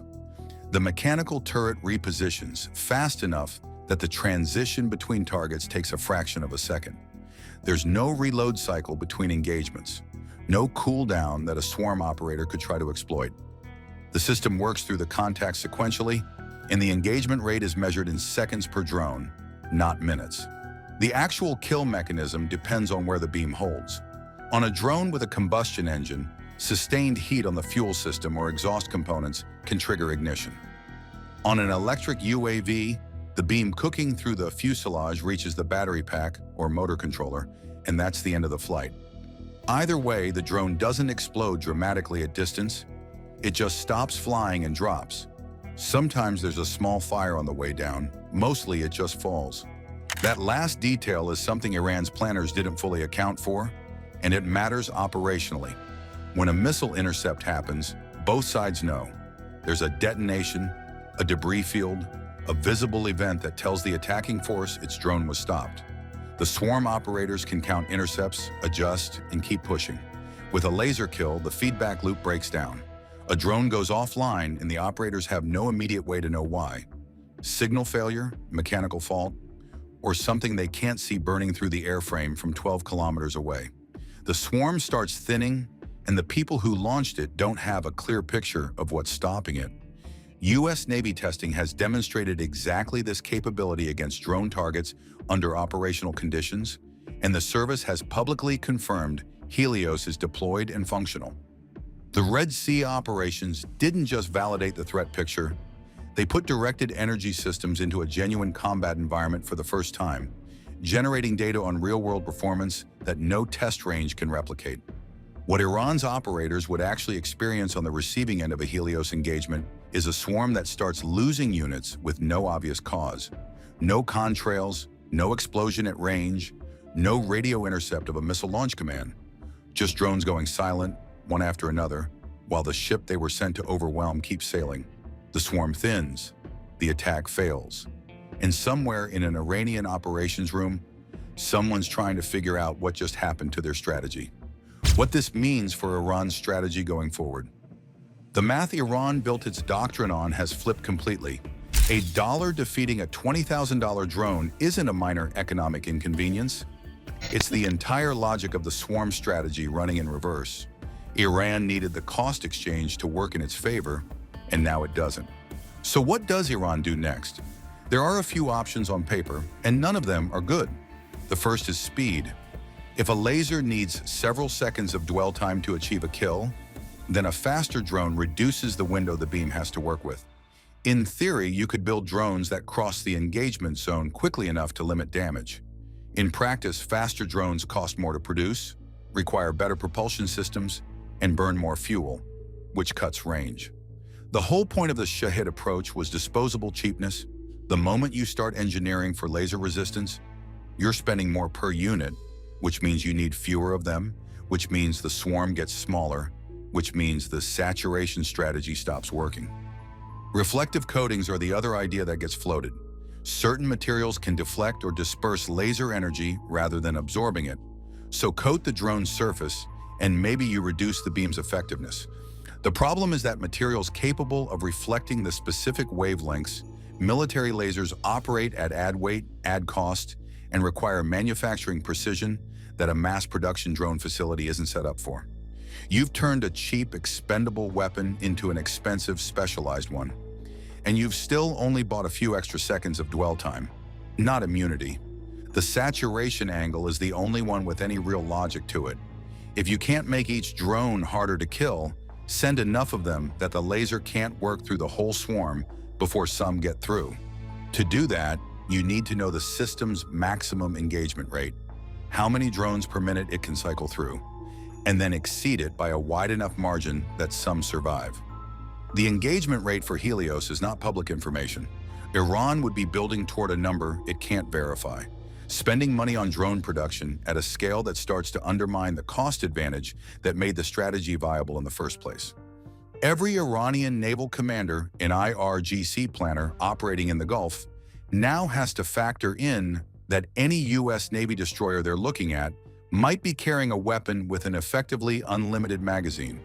That changes targeting calculus, risk tolerance, and the whole harassment playbook Iran has been running for years. There's an irony buried in all of this that's worth sitting with. Iran's persistent drone pressure in the Gulf and the Red Sea, the harassment, the Houthi campaigns, the cost exchange problem that had Western navies genuinely worried. That pressure is a big part of why the U.S. moved so fast to get directed energy systems operational. Iran kept poking at the vulnerability, and the U.S. responded by closing it. The aggression that was supposed to stress American naval capacity may have done more to accelerate American laser development than any Pentagon budget cycle would have on its own. Iran spent years building a strategy around a math problem it thought the U.S. couldn't afford to fix. Then the U.S. fixed it for roughly $1 a shot. For years, the Pentagon kept trying to kill it. Too slow, they said. Too vulnerable. A relic of a Cold War that ended before most of its pilots were born. And then Iran happened. One A-10 down. Enemy forces closing in on the crash site. Rescue helicopters inbound with a 20-minute window to work with. The Warthog that showed up to hold that window open wasn't the aircraft anyone remembered from Desert Storm footage. It was something else entirely. How does a 50-year-old airframe become the most feared close air support platform over Iran in 2026? That's what we're going to answer. The Air Force wanted the A-10 gone for a long time. The argument wasn't complicated. The jet was designed in the late 1960s and early 1970s to stop Soviet tank columns pouring through the Fulda Gap in Germany. That threat disappeared in 1991. So why were they still flying a purpose-built tank killer decades later when the tanks were gone and the threat environment had completely changed? Budget pressure made the case louder. Through the 2010s and into the early 2020s, the Air Force repeatedly tried to retire the fleet and redirect that money toward a F-35 procurement. The logic was clean on paper. The F-35 is multi-role, survivable against modern air defenses, and stealthy in ways the A-10 never could be. Why keep a single mission, slow-moving jet when you could have one aircraft that does everything? Congress kept saying no, and so did the combat commanders who actually called in air support. The reason wasn't nostalgia, it was math. The A-10 could stay over a target area for hours in ways that fast movers simply couldn't sustain. When a ground unit needed a jet circling overhead for 90 minutes while a situation developed, the F-35 wasn't the answer. The A-10 was. And when it did take fire, it had a better chance of bringing its pilot home than almost anything else flying. The cockpit sits inside a titanium tub that absorbs hits that would destroy a conventional airframe. The hydraulic systems are fully redundant, meaning the aircraft can fly on mechanical backups if the primary lines get severed. There are confirmed cases of A-10s returning to base with one engine destroyed, a chunk of one wing missing, and the landing gear jammed and still landing safely. That survivability record kept the retirement conversations from ever fully closing. But there was a second argument quietly building in the background, one that didn't get much attention in the budget debates. While the Air Force and Congress fought over whether to retire the A-10, engineers were already rebuilding what it could actually do in a fight. The airframe everyone assumed was obsolete was being rewired, rearmed, and re-equipped for a threat environment its original designers never imagined. The upgrades that changed everything. Start with the gun because everyone does, and then forget about it for a minute. The GAU-8 Avenger cannon is still there. 30 millimeters, 3,900 rounds per minute, the whole legend. But the gun is the part of this aircraft that hasn't changed the fight. What changed the fight is everything wrapped around it. The first piece is the Sniper Advanced Targeting Pod. Before Sniper, the A-10's targeting was limited by what the pilot could see through a basic optical system and whatever a ground controller could talk them onto. Sniper changed the geometry of the whole engagement. It gives the aircraft a high-resolution infrared and electro-optical sensor that can identify a specific vehicle, read a license plate, or distinguish a weapons cache from a supply truck at ranges so far out that ground-based radar and manpads crews don't even know an aircraft is in the area. The A-10 used to have to get close to see the target. Now it finds the target first, from a distance that keeps it out of the threat envelope entirely. That shift matters more than almost anything else in this upgrade package, because the original knock on the A-10 in a modern threat environment was always the same. It's too slow to survive. Slow is still true, but slow only kills you if you're inside the range where the enemy can engage you. Sniper pushed that boundary out, and the standoff munitions package extended it further. The AGM-65 Maverick was already part of the A-10's loadout, but upgraded variants have increased effective range and added better seeker heads for engaging targets in lower visibility conditions. More importantly, the integration of the small diameter bomb gave the aircraft a glide weapon it can release from altitude, well outside most short-range SAM and manpads coverage, and let the bomb fly itself to the target. The A-10 doesn't have to commit to a low strafing run to kill a vehicle column. It can release from altitude, turn, and be repositioning before the weapons even arrive on target. What standoff actually means for a platform this slow is a complete reversal of the original risk calculation. The A-10 was designed to absorb hits because it had to get close. The upgraded A-10 is designed to never get close in the first place. The titanium tub and the redundant systems are still there as a last resort, but the goal now is to keep the aircraft in a position where none of that survivability hardware needs to be tested. Then there's the electronic warfare layer. The updated ALQ-131 jamming pod doesn't make the A-10 invisible to radar, and it's not trying to. What it does is degrade the quality of the radar picture the enemy is working with, introduce enough noise and uncertainty into a radar-guided system that a lock becomes unreliable, and spoof IR seekers long enough to break their acquisition window. The A-10 isn't stealthy, it's unpredictable, which in a close support environment where the engagement timeline is short, is sometimes more useful. Layer Link 16 integration on top of all of that, and the aircraft is now talking to everything else in the battle space in real time, receiving targeting data from other platforms, updating its own picture continuously, and passing information back to the rescue and strike packages operating alongside it. Taken one at a time, each of these upgrades sounds like an incremental improvement. Put them together and you get an aircraft with completely different threat calculus than the one the Pentagon kept trying to retire. The A-10 that came out the other side of these programs wasn't the same machine that was built to blunt Soviet armor. It was something the threat environment over Iran in 2026 hadn't fully accounted for yet. Iran 2026? The threat environment? Every analyst who looked at Iran's air defense network before the conflict started reached roughly the same conclusion. This was not a place you sent A-10s. The Iranians had spent years building a layered system specifically designed to deny low-altitude access. At the top end, they were operating S-300 derivatives supplied through Russian channels before the sanctions environment tightened, long-range radar-guided systems capable of engaging targets at high altitude and significant distance.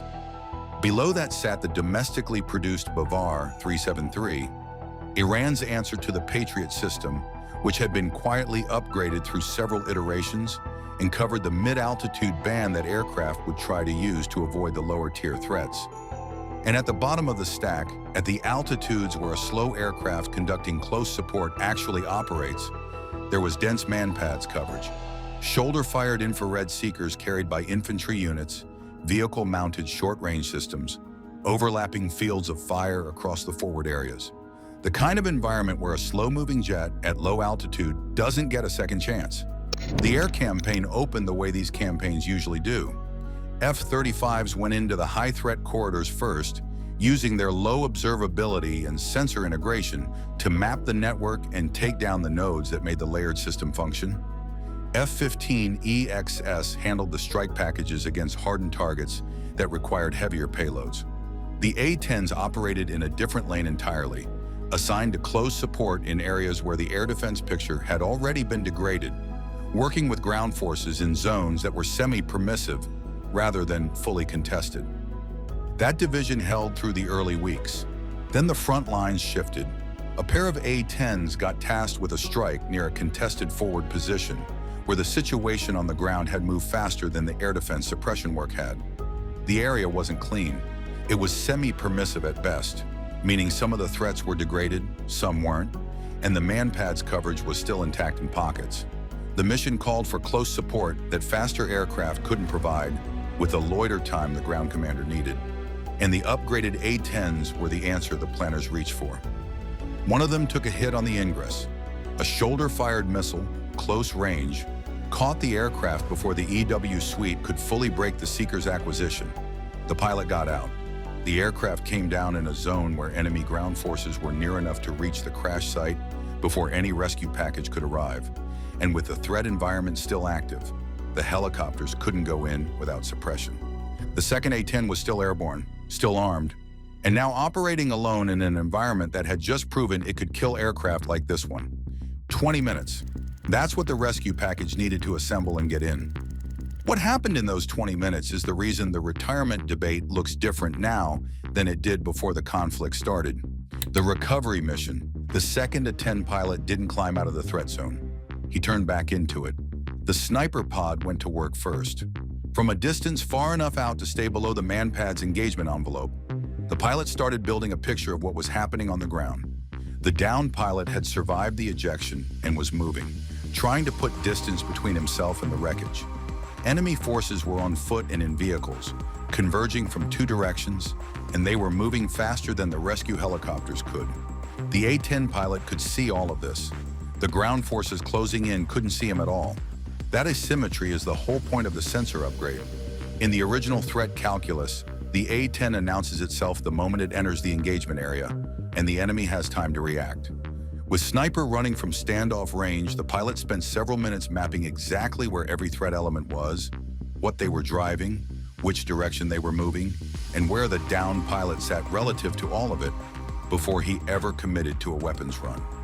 By the time he started engaging, he already knew the outcome of every shot he was going to take. The EW suite went active next.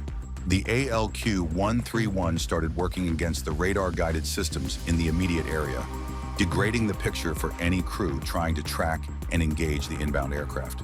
Enemy radio communications in the zone started breaking up. The suppression wasn't total, but it didn't need to be. It needed to be good enough to keep the rescue window open long enough for the HH-60Ws to get there. First weapons run targeted the closest enemy element on foot, the group with the best angle on the downed pilot's position. The pilot came in with APKWS laser-guided rockets, not the cannon.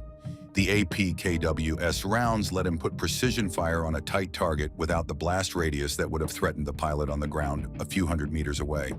The element stopped moving. Then the vehicles.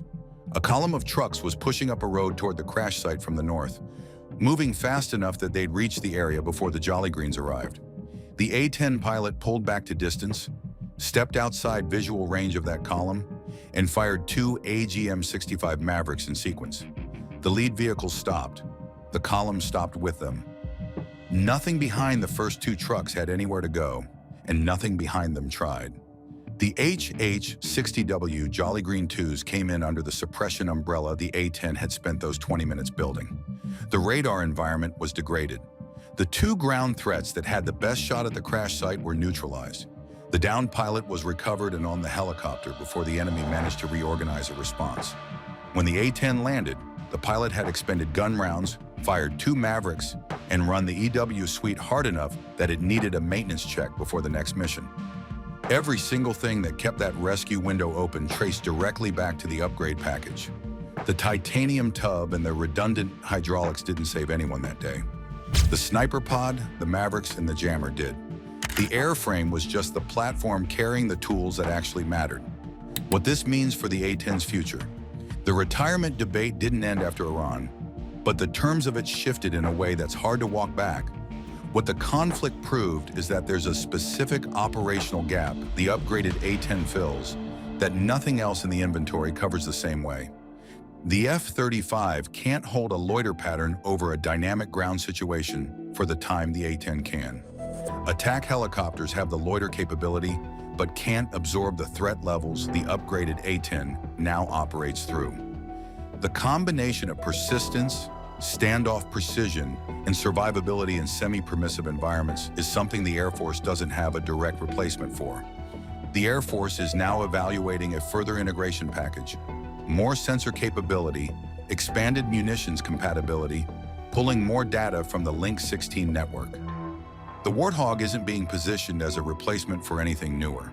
It's being kept because it does a specific job at a cost and reliability level that a newer platform can't match, and Iran proved that job is still real. The A-10 was never supposed to make it to 2026, and honestly, the old one didn't. What's flying over Iran is the same airframe carrying a completely different set of answers to a completely different set of threats. Same aircraft, different war. The secrets are finally out after years of speculation and behind-the-scenes development. NASA has finally unveiled a radical new version of the legendary A-10 Warthog. The old warplane has been turned into a supersonic, low-noise fighter Built for incredible speed, stealth, and sharp accuracy, it is faster, stronger, and harder to detect. It is unlike anything the world has seen before. With the eyes of Russia and China locked on every detail, it is clear that America has raised the stakes in modern aerial warfare. But what exactly makes this new aircraft so powerful? And how does it outperform its predecessors? Join us as we dive into NASA's stunning reveal and explore how this supersonic beast could reshape the future of combat aviation. The A-10, known as the Warthog, is a rugged, no-nonsense aircraft built for one job, which is to support troops on the ground.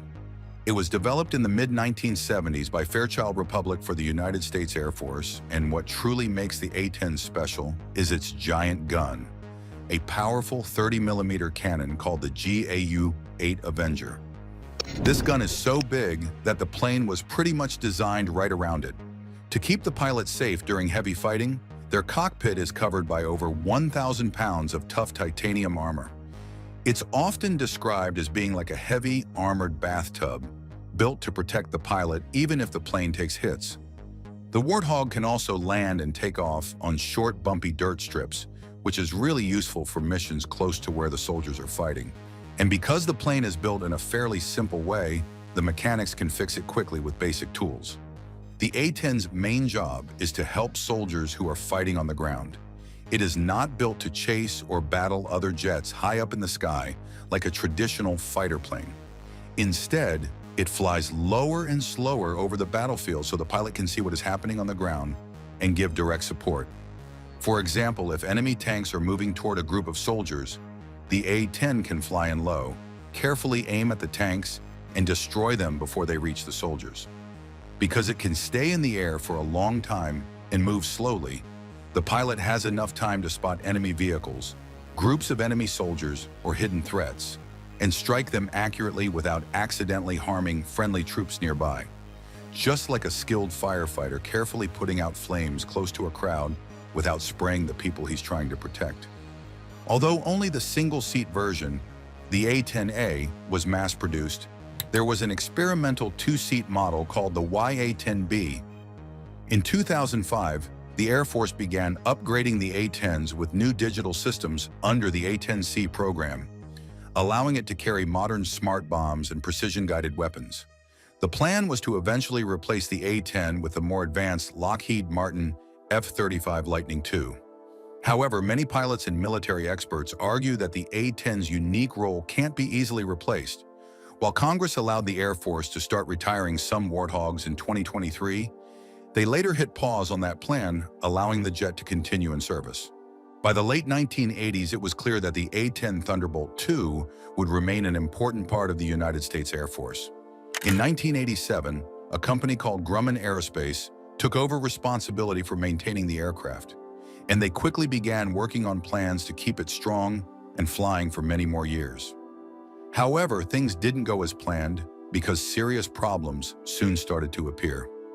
Cracks were found in the planes, especially in a part of the wing known as WS-23, and these cracks showed that the aircraft structures were becoming tired and weak, a problem that had actually started all the way back during the early years of production. The situation became even worse in the early 1990s when the government decided to close or combine several military bases, which led to about 4 out of every 5 workers who repaired the A-10s losing their jobs. With so many experienced people gone, it became much harder to keep up with urgent maintenance, and many of the planes that needed quick repairs ended up waiting much longer than they should have, making the problem even bigger over time. To keep the A-10 Thunderbolt II flying, Grumman made a new plan in 1998 to help each aircraft last up to 16,000 flight hours. This plan started the Hog Up program in 1999, which was a big project to fix and improve the planes. As time went on, the program got even bigger and included updates to the fuel system, the flight control systems, and the engine areas to make the A-10 stronger and more reliable. In 2001, engineers looked at the cracks in the wings again and said they were now critical, which meant they could skip the long approval steps and repair the planes faster. But by 2003, a new check showed that some of the old test results could not be trusted anymore, which made people worry even more. Soon after, one of the test wings broke during a trial, and more A-10s started failing their inspections.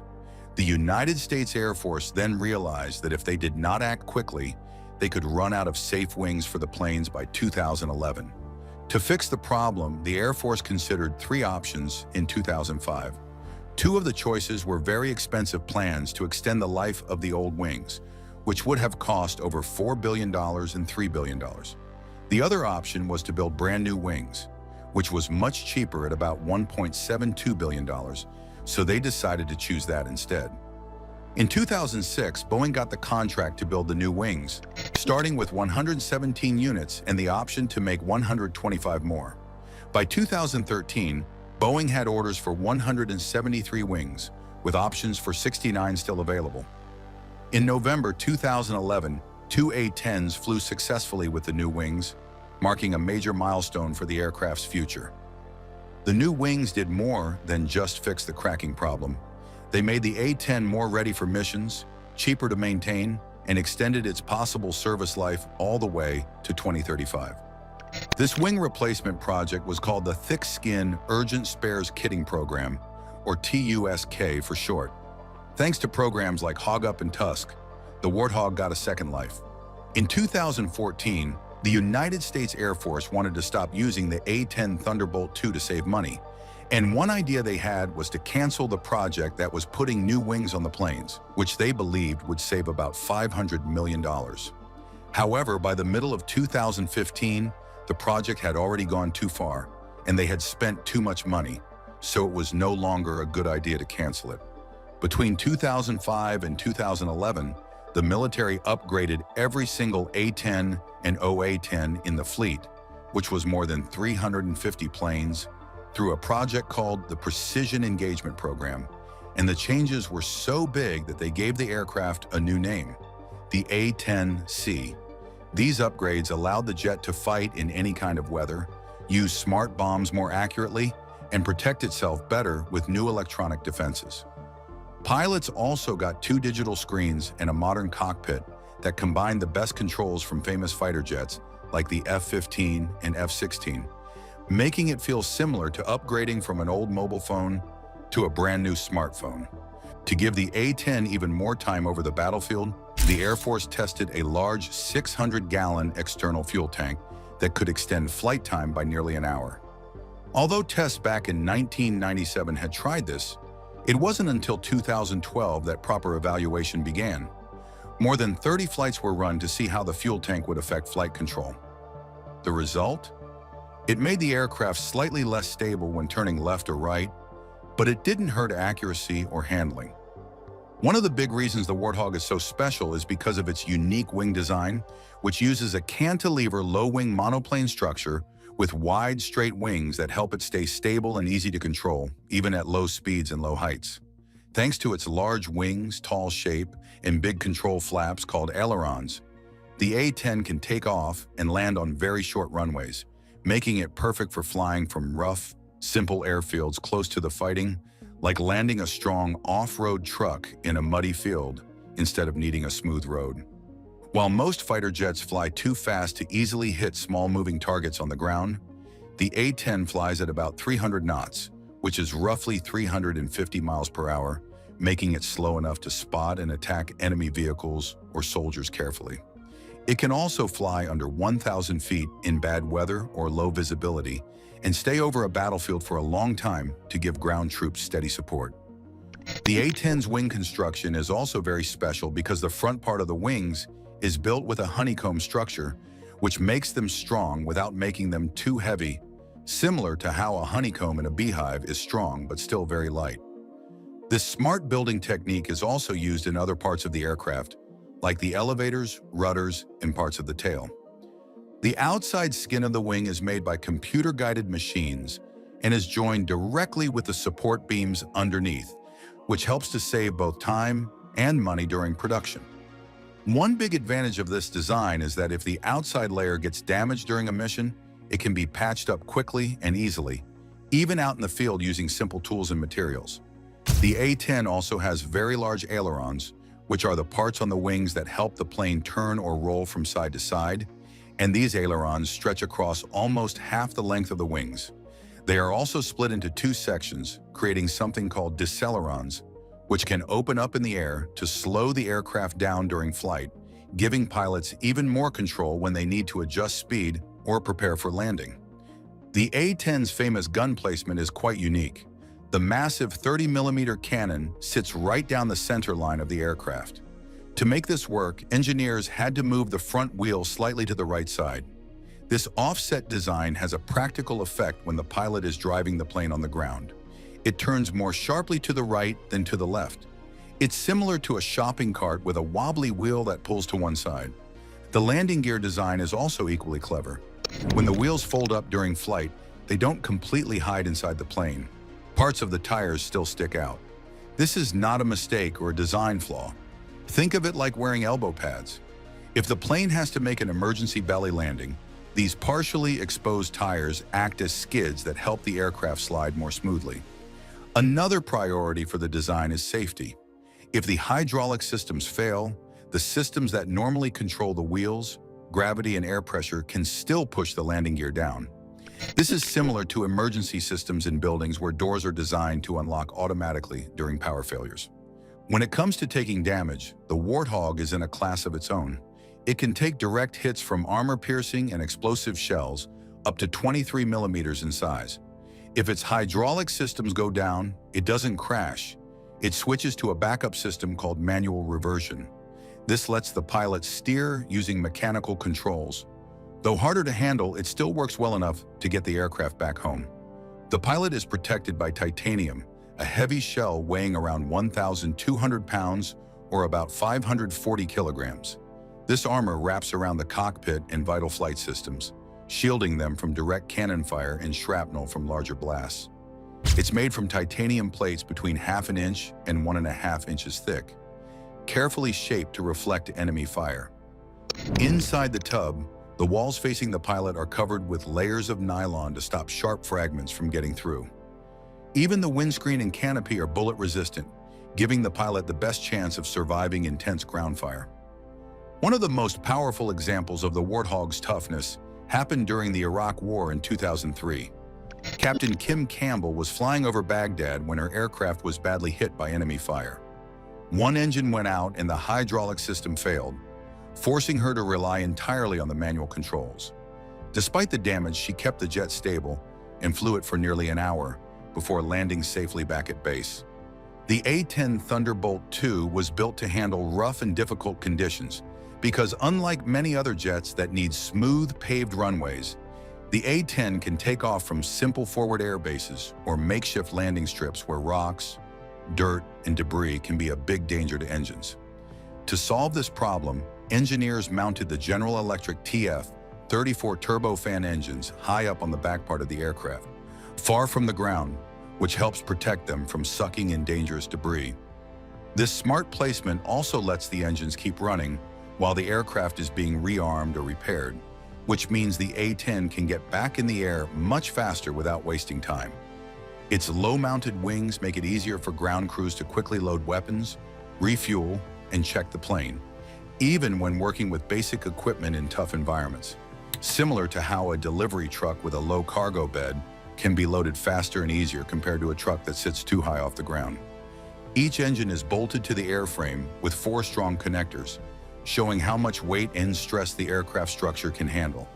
The engines also feature a high bypass ratio, about 6:1, which means more air is pushed around the engine core than through it. This design gives the A-10 a quieter and cooler engine signature, making it harder for enemy infrared-guided missiles to lock on. The engine exhaust is directed over the horizontal stabilizers at the tail, further reducing heat visibility and helping the A-10 stay undetected longer in hostile environments. Fuel safety is another major part of the A-10's design. All 4 of its main fuel tanks are placed near the center of the aircraft, away from the outer edges. This setup means that enemy bullets or shrapnel would have to pass through the body of the plane before they could even reach a tank. The fuel lines are also self-sealing. If one is hit, it can plug itself up to stop fuel from leaking. And if a fuel tank is too damaged to seal, the system uses check valves to keep the fuel from draining into the broken tank. Most parts of the fuel system are located inside the tanks themselves, so even if something breaks, it won't cause a major fuel loss. To make the system even safer, the fuel tanks are lined with a special polyurethane foam. This foam absorbs debris and stops fuel from spilling out in case of damage. The engines are also protected from the rest of the aircraft by built-in firewalls and extinguishers. And in the worst-case scenario, if all 4 main tanks are knocked out, the A-10 still has 2 small backup tanks with enough fuel to fly up to 230 miles. At the heart of the A-10 Thunderbolt II is its most famous feature, a monster of a weapon called the GAU-8 Avenger. This 7-barrel rotary cannon fires large shells and was built specifically to destroy tanks. It's one of the most powerful aircraft guns ever flown. Early versions of the gun let the pilot choose between firing 2,100 or 4,200 rounds per minute. Today, it fires at a fixed rate of about 3,900 rounds per minute. To put that into perspective, in the first second alone, the gun fires 50 armor-piercing shells and then keeps going at around 65 to 70 per second. The A-10's entire design revolves around this gun. It's mounted slightly to the left inside the fuselage, but the firing barrel sits on the right so that the bullets shoot straight down the center of the plane. The gun's ammunition drum is nearly 6 feet long and holds over 1,300 rounds, though most missions use about 1,174. To protect the ammo from being hit in combat, layers of armor are built between the aircraft skin and the drum. This design can even cause incoming shells to explode before they get too close. Another example of the A-10's battle-hardened engineering.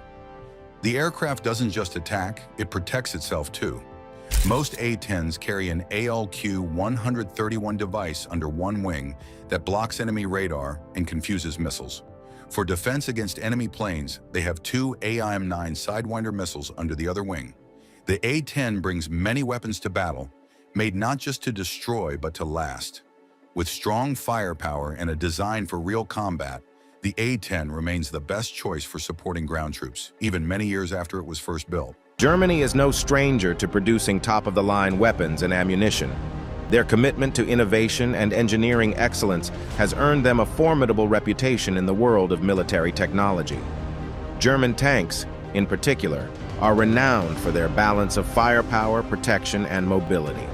These tanks have been deployed in various conflicts, showcasing their mettle in Afghanistan, the Balkans, and even in peacekeeping exercises during the Cold War.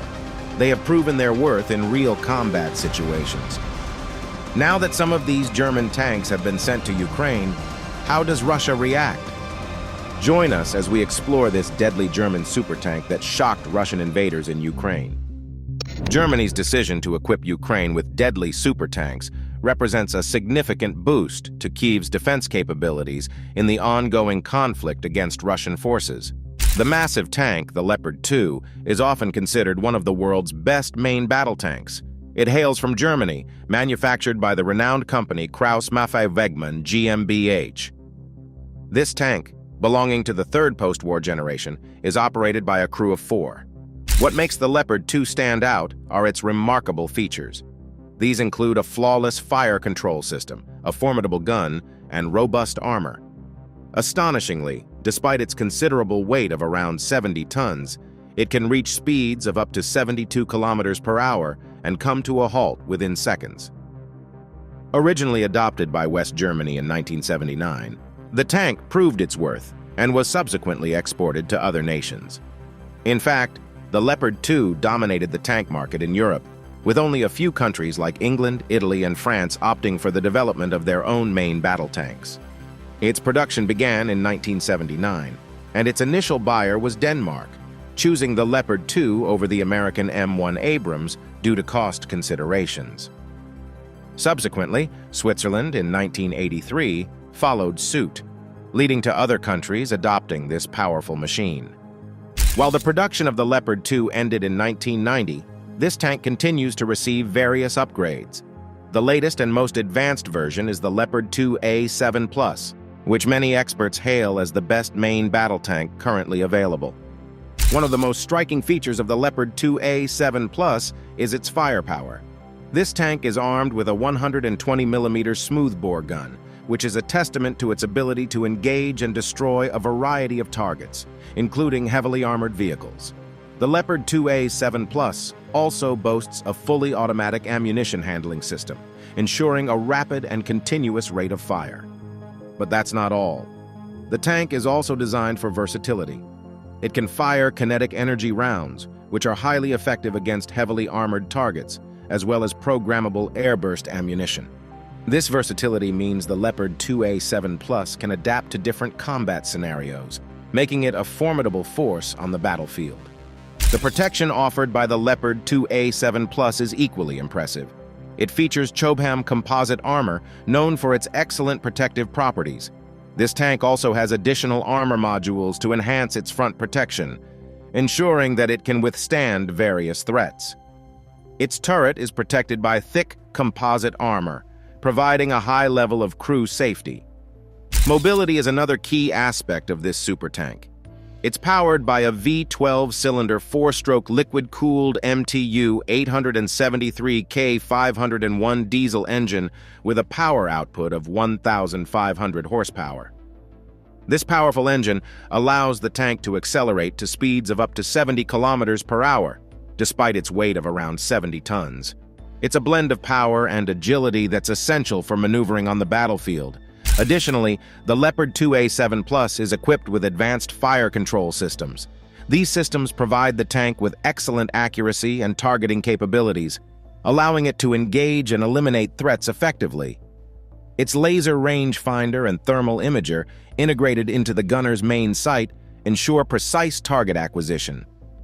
It's an impressive fact that this tank can be configured for different roles, such as a main battle tank or an armored recovery vehicle, making it a versatile asset for any military. However, it's crucial to mention that Ukraine is expected to receive older Leopard 2A4 and possibly Leopard 2A5 tanks. These tanks boast the classic German layout with a rear-mounted engine, a self-supporting turret in the center of the hull, and control units in the front. They are equipped with Chobham combined armor and, in the case of the Leopard 2A5, additional armor modules on the frontal plate, significantly enhancing protection. The Leopard 2A4 was first introduced in the late 1980s. It is an earlier version of the Leopard 2 series and is known for its exceptional balance of speed, protection, firepower, and capacity. With a 120mm smoothbore gun, it's capable of firing a variety of rounds, making it a formidable opponent on the battlefield. The tank's armor, designed to withstand a variety of threats, provides solid protection to its crew. One unique aspect of this tank is its mobility. It's powered by a 1,500 horsepower engine, allowing it to reach speeds of up to 70 kilometers per hour. This blend of power and speed is crucial for maneuvering in combat situations. In fact, the Leopard 2A4 was often compared favorably to its contemporaries, including Soviet tanks like the T-72 and T-80. On the other hand, the Leopard 2A5 represents an evolution of the Leopard 2 series. Introduced in the early 1990s, it brought several improvements to an already impressive platform. The most noticeable upgrade is its advanced armor protection. The Leopard 2A5 features additional armor modules on the front, increasing its protective capabilities even further. This tank's gunnery systems have also been enhanced. It maintains the 120mm smoothbore gun, but with improved stabilization. Its fire control systems are top-notch, offering precise targeting capabilities. The Leopard 2A5's combat effectiveness has been taken up a notch with the addition of a thermal imager, allowing it to operate effectively day and night. Both the Leopard 2A4 and 2A5 have made their mark in history, demonstrating excellence in armored warfare. These tanks have seen action in various conflicts, proving their worth on the battlefield. They remain iconic symbols of the dedication to innovation and defense in the world of military technology. However, one of the drawbacks of the Leopard 2 series has been its relatively weak underbody protection, which ranges from 20 to 60 millimeters. In the event of a mine explosion, the driver's survival was highly uncertain. To address this, the Leopard 2A4M and Leopard 2A6M introduced a superimposed armor plate under the tank, offering greater protection. However, whether these upgraded versions will be supplied to the Ukrainian army remains unknown. The Leopard 2's turret is another area of impressive protection. It features 860 millimeters thick composite armor on the right side and 660 millimeters on the left, primarily due to the commander's EMES-15 observation unit located on the right. Additionally, the turret's side plates, angled at 30 degrees, are 310 millimeters thick. Unlike Soviet tanks, where all ammunition is stored under the crew compartment, the Leopard 2 wisely separates the ammunition storage from the crew. There are 27 rounds of the first-round ammunition, and an additional compartment holds 15 rounds. This design is crucial in the event of an ammunition detonation, as the blast's energy can escape through specially designed windows, increasing the crew's chances of survival. Comparing this design to Soviet tanks, where ammunition storage below the crew compartment poses significant risks in case of an explosion, underscores the Leopard 2's safety measures. The significance of Ukraine receiving Leopard 2 tanks lies not only in their exceptional technical attributes, but also in the shift from using Soviet-made tanks to NATO-standard equipment. This transition could potentially bolster Ukraine's capabilities in the ongoing conflict, as it continues to fight for its sovereignty. However, the exact impact of these NATO tanks on the course of the war remains to be seen. The Leopard 2 tank is a formidable piece of machinery, equipped with a V12-cylinder 4-stroke liquid-cooled MTU-MB 873 K501 diesel engine. It packs a punch with 1,100 kilowatts or 1,500 horsepower under the hood, enabling it to zip down the highway at speeds of up to 72 kilometers per hour. What's interesting about its drive system is that it's ingeniously designed as a one-piece engine block, allowing for a relatively swift replacement of the transmission set using a recovery vehicle, typically within a time frame of about 4 hours as stipulated by technical regulations. Now, when it comes to firepower, the Leopard 2 doesn't disappoint.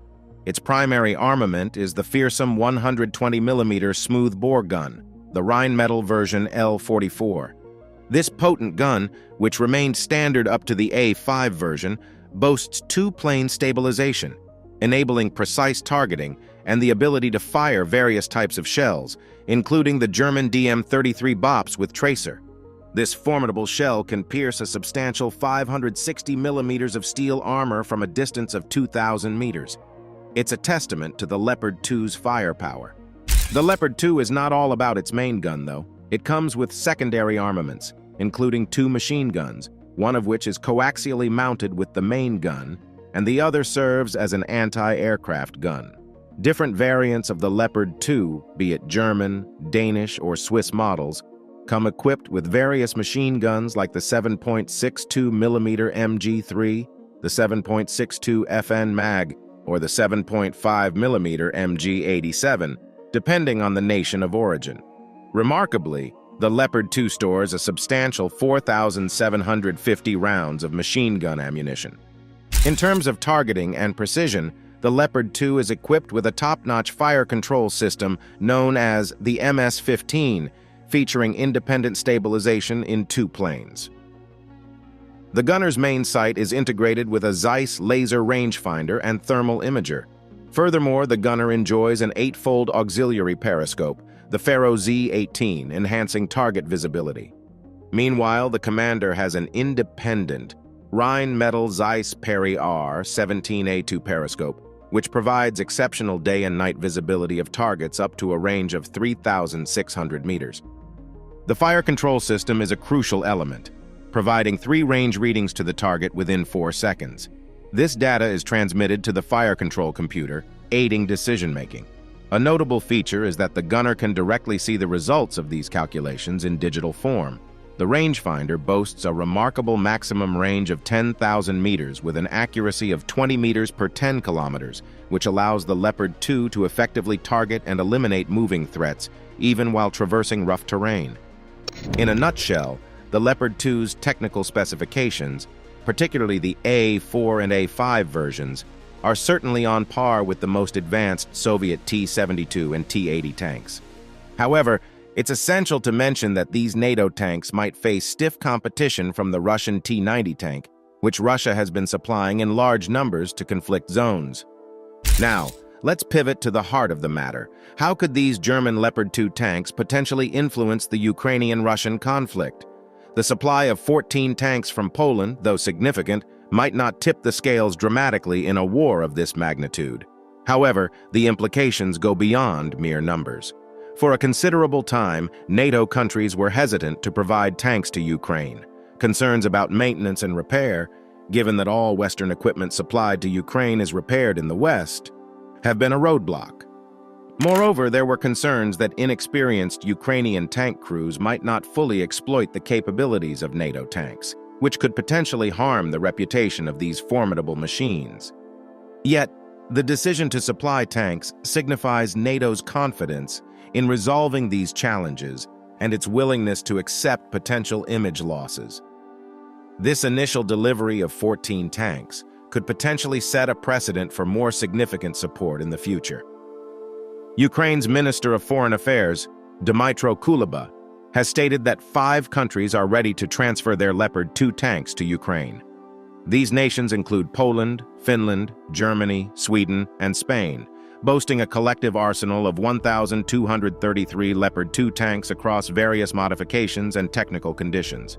This extensive support includes 389 Leopard 2A4 versions. Furthermore, reports suggest that British Prime Minister Rishi Sunak is contemplating the delivery of a tank company of 12 Challenger 2 tanks to Ukraine.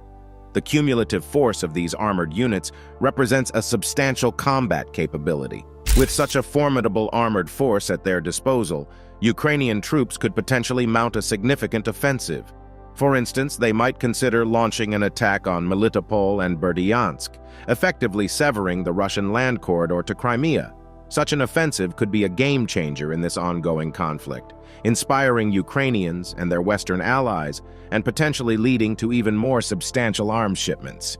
It could set in motion a transformative and far-reaching effect. Because the Leopard 2A, 4, and A5 are just enough to help bolster Ukraine's military power, there may be no need to send the latest edition of the Leopard 2 supertank to the country. Interestingly, Germany is even working on a replacement for these impressive tanks. The Kf-51 Panther represents a quantum leap in the world of main battle tanks, or MBTs. It was created from the ground up, integrating some of the most advanced technologies available, and it sets new benchmarks across various dimensions: lethality, protection, networking, reconnaissance, and mobility. Germany will be replacing its Leopard 2S with this tank. When we talk about the Panther's lethality, we're talking about a game-changer. It's armed with the Rheinmetall Future Gun System, or FGS, coupled with optimized sensor-to-shooter links, which gives it a lethal edge. The FGS is the star of the show, featuring a 130 mm smoothbore gun and a fully automatic ammunition handling system. This combination packs a punch, offering superior firepower against all current and foreseeable mechanized targets. Notably, the autoloader can maintain a substantial 20 ready rounds, which makes the FGS more than 50% effective for engagements at much longer ranges compared to the current 120 mm systems.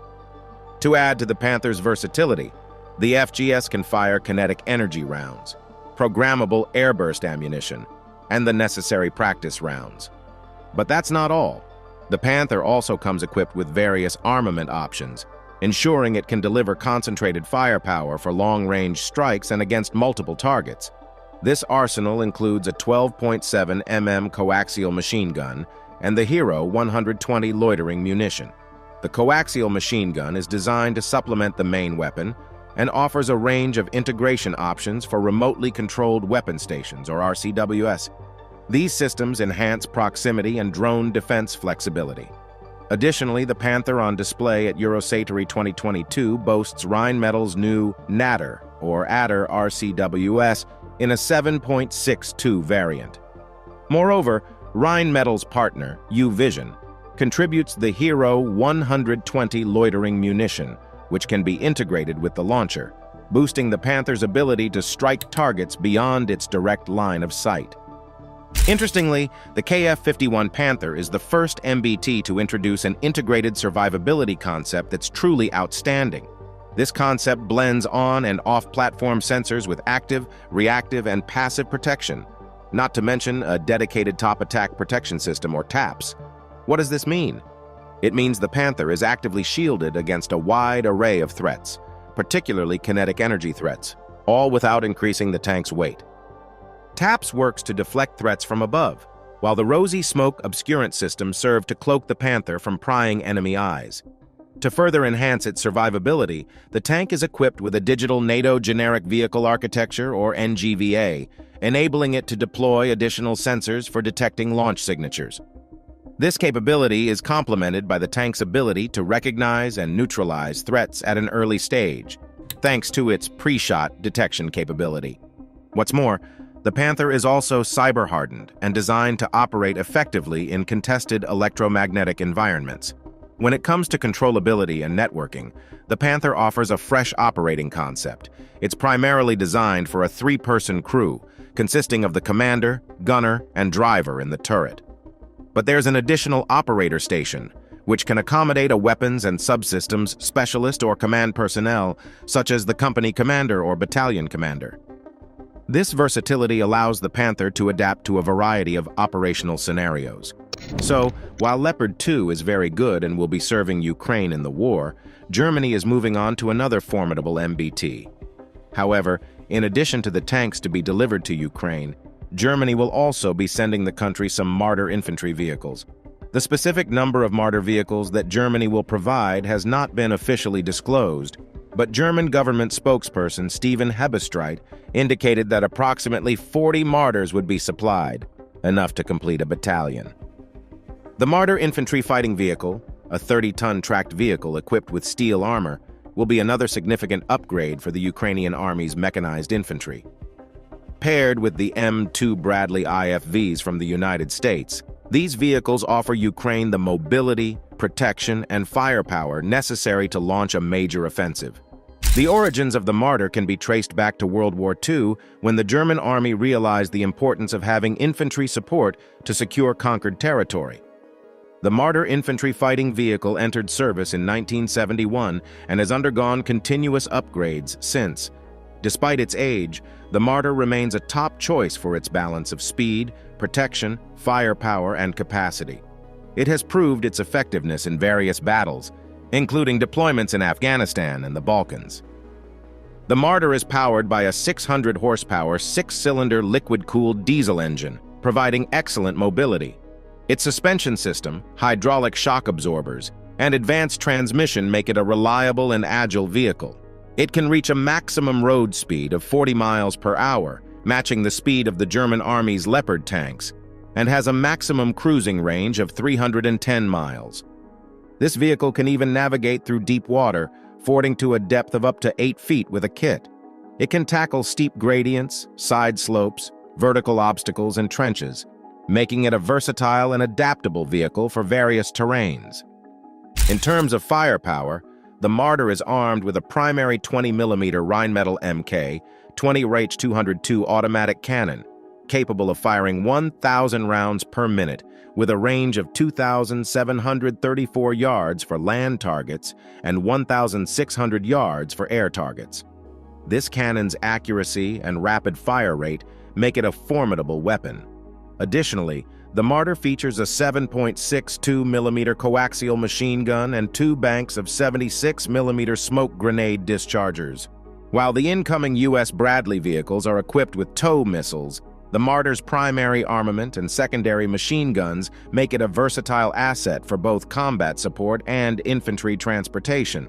Germany's decision to supply Marder infantry fighting vehicles and Leopard 2S to Ukraine, along with support from other nations, showcases the international commitment to bolstering Ukraine's defense capabilities. It's a move in the right direction. Thanks for watching. While you're still here, click on the link appearing on your screen to watch another of our interesting videos. See you there.